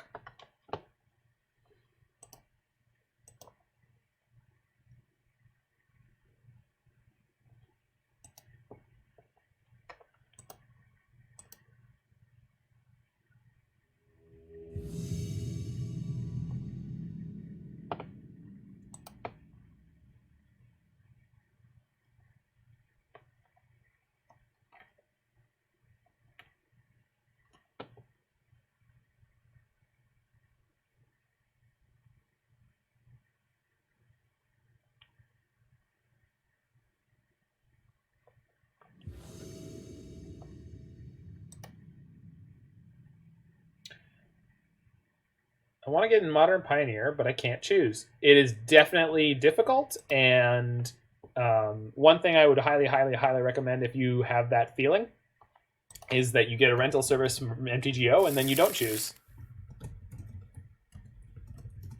The Mana Trader's like $60 USD per month option gives you like a 750 ticket rental limit at first. That grows later on. I'm a paper player. Yeah, it's really, really going to be difficult. The one thing I can say is that what you could do is maybe I should put together that video on making a proxy cube or just multiple proxy decks. Because what you want to do is proxy up a bunch of decks, which is you take cards, you flip them over in the sleeve, and then you print out paper and put that on top. And so you get to simulate playing those decks without actually having to. to buy the real cards, and you can if you build them in batches, it's actually easier than building one at a time. So you could put together like 5 to 10 decks on your first batch and just pick different decks and different archetypes, and then you can play these against people in paper. You can play test in paper. LGS doesn't allow proxy decks. What do you mean LGS doesn't allow proxy decks? Like, you can't play them in tournaments, but you could play them casually. Like, nobody, I don't think anyone is like legally allowed to stop you from just jamming. I think if you're a reasonable human being, which I assume that you are, as most people are, then I don't think the LGS can just like straight up tell you to stop. I'm hoping this resolves and they don't have a second censor. Certainly seems like it. No, they're just slow. Got it. Okay. No. So, not at FNM, ha ha ha, and I don't have anyone to play outside of FNM. Well, again, you can show up to FNM early and stay late, and then try to make friends, because, like, you know, I mean, again, assuming you're a moderately reasonable human being, and I can't see anyone not wanting to be friends with you. You could also check Reddit. I don't know, make friends. Yeah, I mean, it's you have a shared hobby. That's usually one of the easiest ways to make friends. So,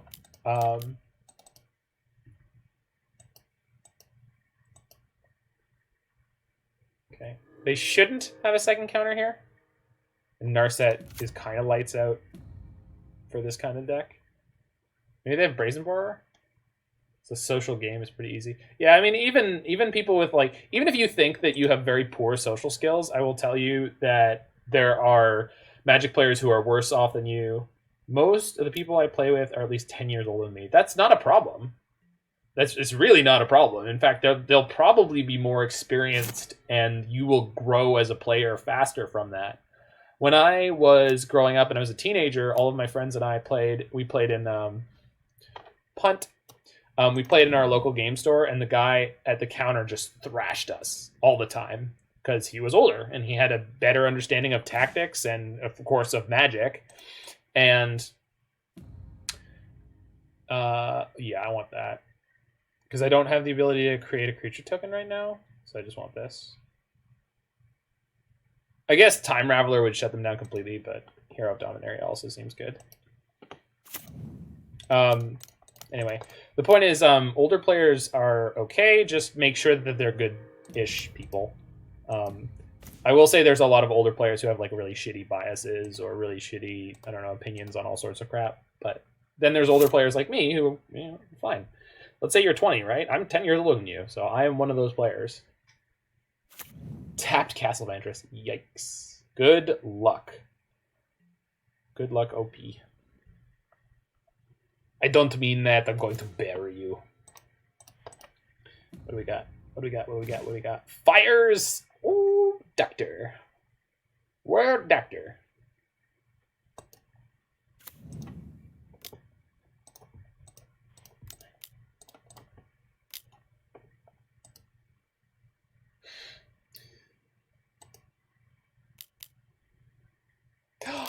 They had a real counter. Yikes. Well, I'm in trouble now.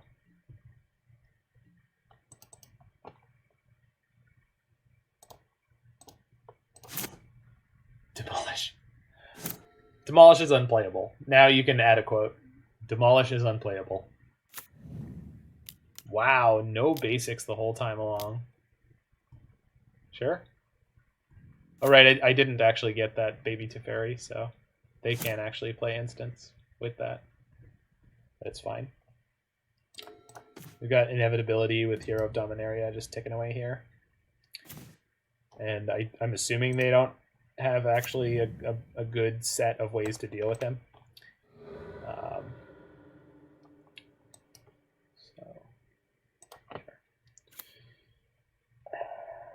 Alright, let's just slam Agent. See if we can take their Wilderness Reclamation.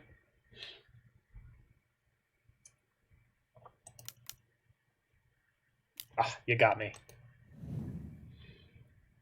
Thing is, we're drawing an extra card per turn, so There's a quote for that moment, but the moment is past. Okay. I mean, you can always tell me what it would have been. I missed my untap.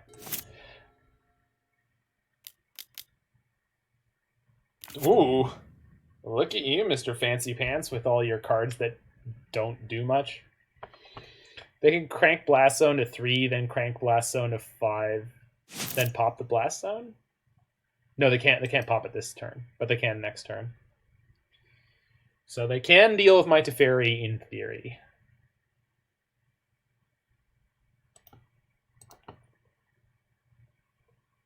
Our sideboard is going to be really nice here, though.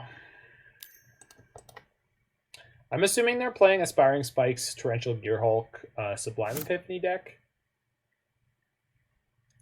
Which actually would be pretty okay right now, except they have no way to remove my Narset, so... Oh no, if they have a Sublime Epiphany, they would.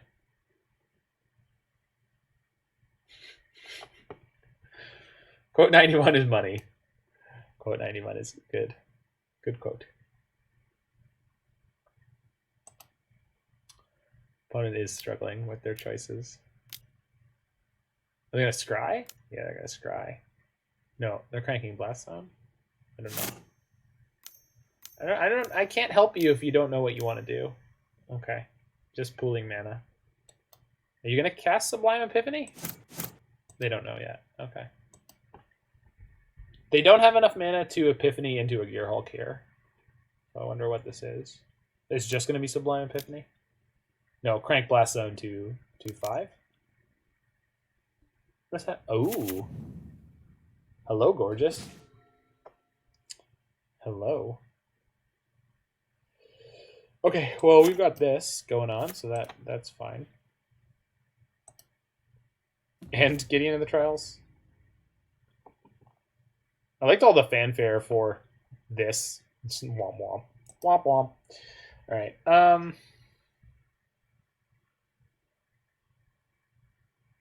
Probably just playing Gideon into Verdict here. And then next turn we can Lukka. Oh, I could play Gideon, make Gideon a creature, and then Lukka him. I don't think that's a good line, but it exists. So let's shock one of these lands. Probably just Gideon Verdict.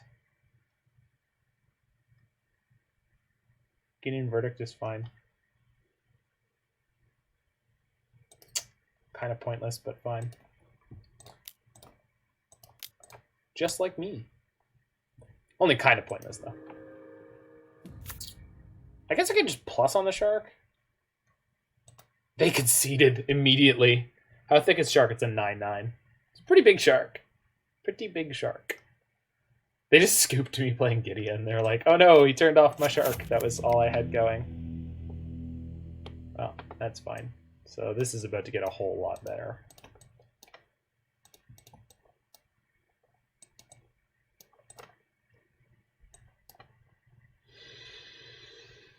So I want all of this interaction. All of this interaction is generally going to be bad. And then I think so many new cards. Yeah, it's a lot of cards. Oath of Chandra is very, very underwhelming. I don't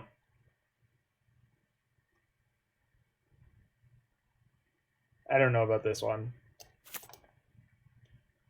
But again, we're hitting a different matchup spread than we will be next week, than we will be the week after that. So, oh, Teyo is like next to useless here. I mean, he makes tokens, but I think we have enough ways to make tokens. But that's the thing is like, yeah, not sure about Teyo. Anyway, we're 3-1 and we're looking good to get the 4-1. So definitely has been a good run here.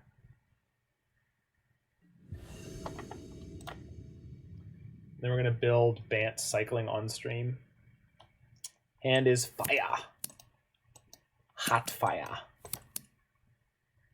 Do do do do do do boo boo boo.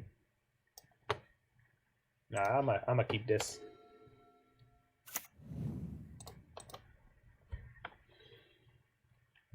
They did stumble a lot last game. I think a good percentage of their time, their deck actually can completely wreck us. It is that is not what I wanted to play. Okay, whatever. Urian popping up on my turn slid the land. So we're not going to be able to Aether Gust this turn unless I shock, but if I do that, then I'm not going to be able to play my 3-drop next turn, so this is potentially slightly bad. But the fact that they can't Growth Spiral into Wilderness Reclamation right now means I feel considerably more comfortable. I will say, okay, that's good to see. I'm learning how to sew, and it's a lot more exciting than I anticipated. Sewing's great. Any kind of crafting hobby is usually pretty wonderful. Okay, so we just have to start playing our threats into their counter magic here.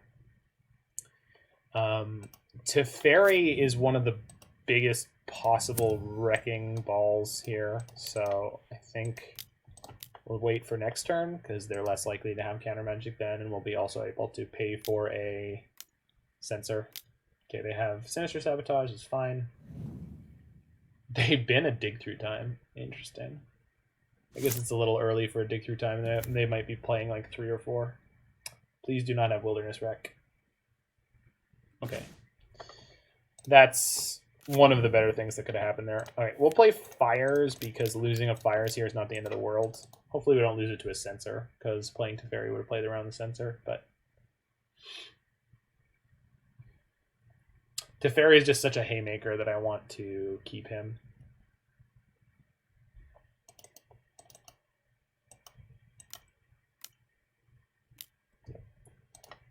Neutralize.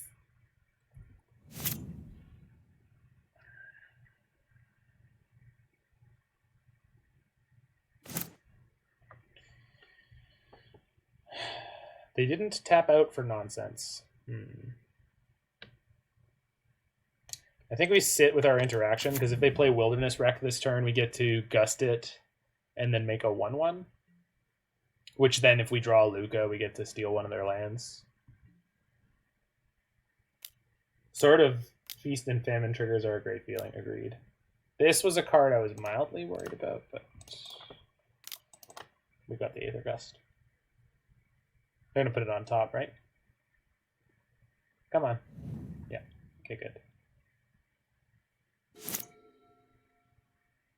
Yeah, sort of Feast and Famine is a mother trucker of a card.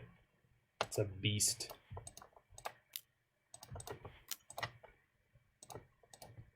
I'll make a 1/1. Bloop. Little shark. Just one little shark boy. Shark boy! Alright. I can double Planeswalker this turn. Seems good. And then if we don't get through that, we get to play Shark Typhoon or cycle Shark Typhoon for a 4/4 next turn. And then if we don't get to do that, well, we'll see. So let's play Gideon first. Bait the counter magic. Oops. I have to do this one. But we have the other white here that we need. Alright, nerd. Counter me. They didn't counter him. Alright, nerd. Counter me. No, play the Night Pack. Oh, you hate to see it.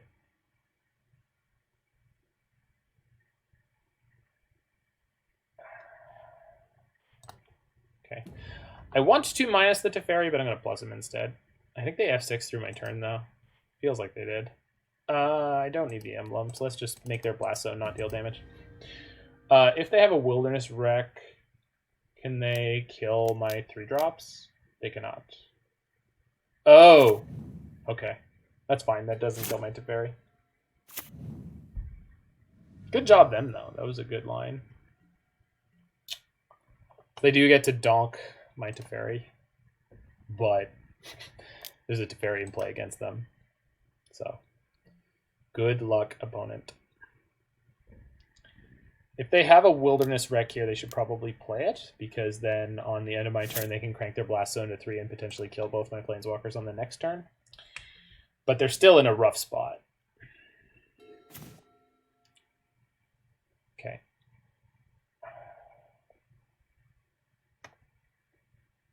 So plus this, turn off their shark, attack for 1. And then if they have another Shark Typhoon, we have an instant speed verdict to mess them up. So let's see if they do.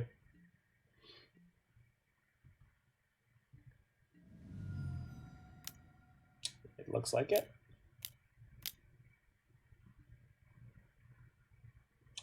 Right, that thing that I was worried about. Okay. Well, can't stop it now. They do have to spend all turn doing it, so. And then we get to put a 4/4 shark into play. Yeah. All right, good play, opponent. I walked into that one. That's on me.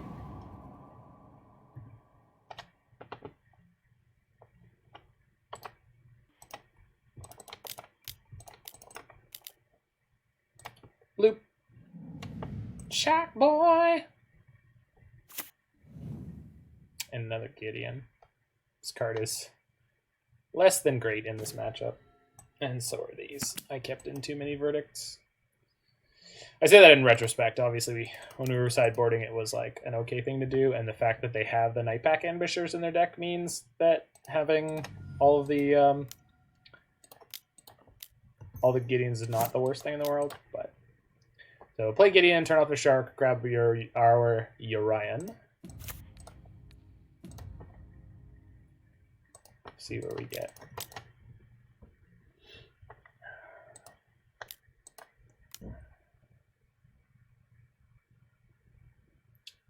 Just a byproduct of playing a reactive deck. What? Interactive deck.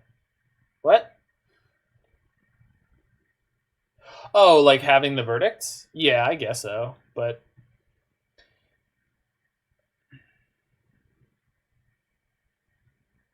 yeah. It definitely seems like they should be winning this matchup to me, at least on paper. But Teferi Time Raveler definitely puts them in a squeeze where they're in trouble. But they had the Blast Zone, so they definitely navigated that well. This is a pretty big draw. All right. They have the Nightpack Ambusher in their hand. However,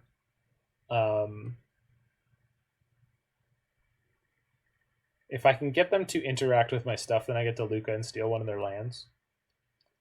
Seems pretty good. Let's kind of throw Gideon under the bus here.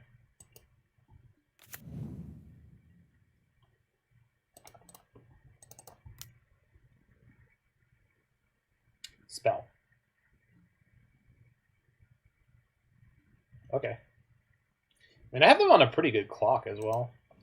So we're going to play Lukka for sure. They can't censor it. Maybe they have a sideboard card. Maybe they have like Aether Gust. Aether Gust into Nightpack Ambusher here would be pretty good for them. Not great. Okay, good.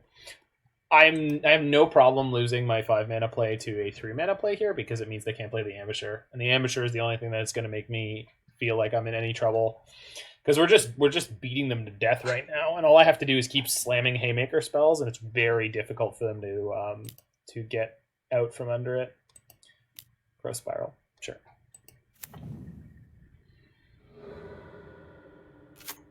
Good sequencing, very good sequencing. I was wondering if they had Brazen Borrower. Brazen Borrower would be really good right now. Because they could blow out a Lukka play, but they can also just bounce my 4/4 Shark. Or my Gideon.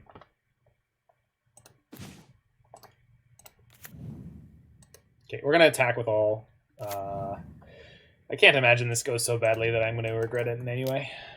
They have to put something into block. So they're going to have the Ambusher. We'll see what else they have. But Ambusher can only block Gideon, so I don't really care. Gear Hulk for dig through time? Yikes. Okay. But that doesn't deal with my sharks. They have to have more than this.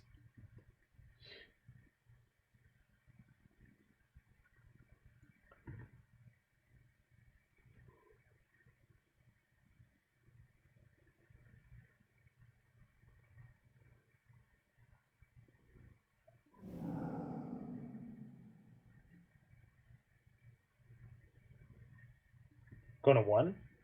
Holy yikes. Alright. Resolve?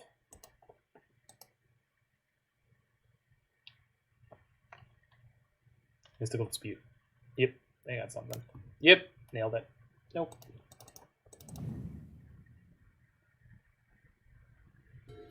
Alright, they're at 1.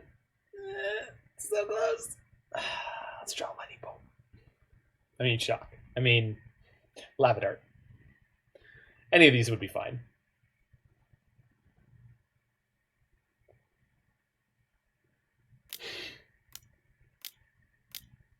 Okay, it's not Wilderness Wreck. It's probably Shark Typhoon? Nope. Interesting play. Okay. This makes me think that they're just worried that they can't put out a blocker. And they scoop. Okay, so apparently they couldn't put enough blockers together to win that.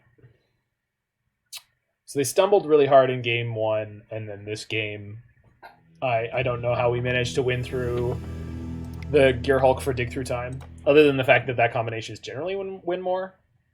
But anyway, so Pioneer Jeskai Fires. This was an absolute blast, but I will say cards that were underperformers in this deck list versus cards that we saw in other deck lists. I think you should definitely explore the realm of playable Jeskai Fires lists, because Alex, as much as I love you, I think there's a bunch of nonsense in here. I don't think Oath of Chandra is all that great. I don't know about Gideon the Trials in the current meta. I don't know about Teyo the Shield Mage in this deck at all. So I admit he was kind of sweet sometimes, but I also think that generally speaking, we could have better things. And there's a lot of games where we could have drawn him and we would have been in a very poor spot versus having a Narset or even Omen of the Sun. But this does have a lot of the right mixture of stuff. Narset was pretty good.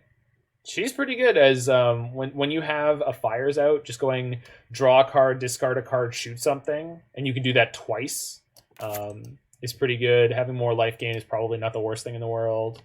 Shark Typhoon was very impressive in this deck. I wasn't sure how that was going to feel, but it was good. And then our sideboard is fine, but the Archon of Sungrace was a little bit out of place with some of NGL.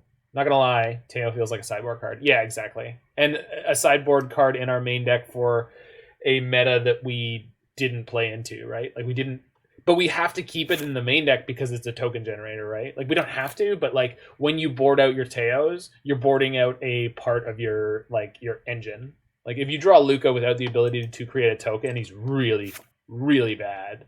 And we have a number of ways to generate tokens, but ones that you can play before the Lukka, assuming that you're in the fail state of not having a Fires, are really important.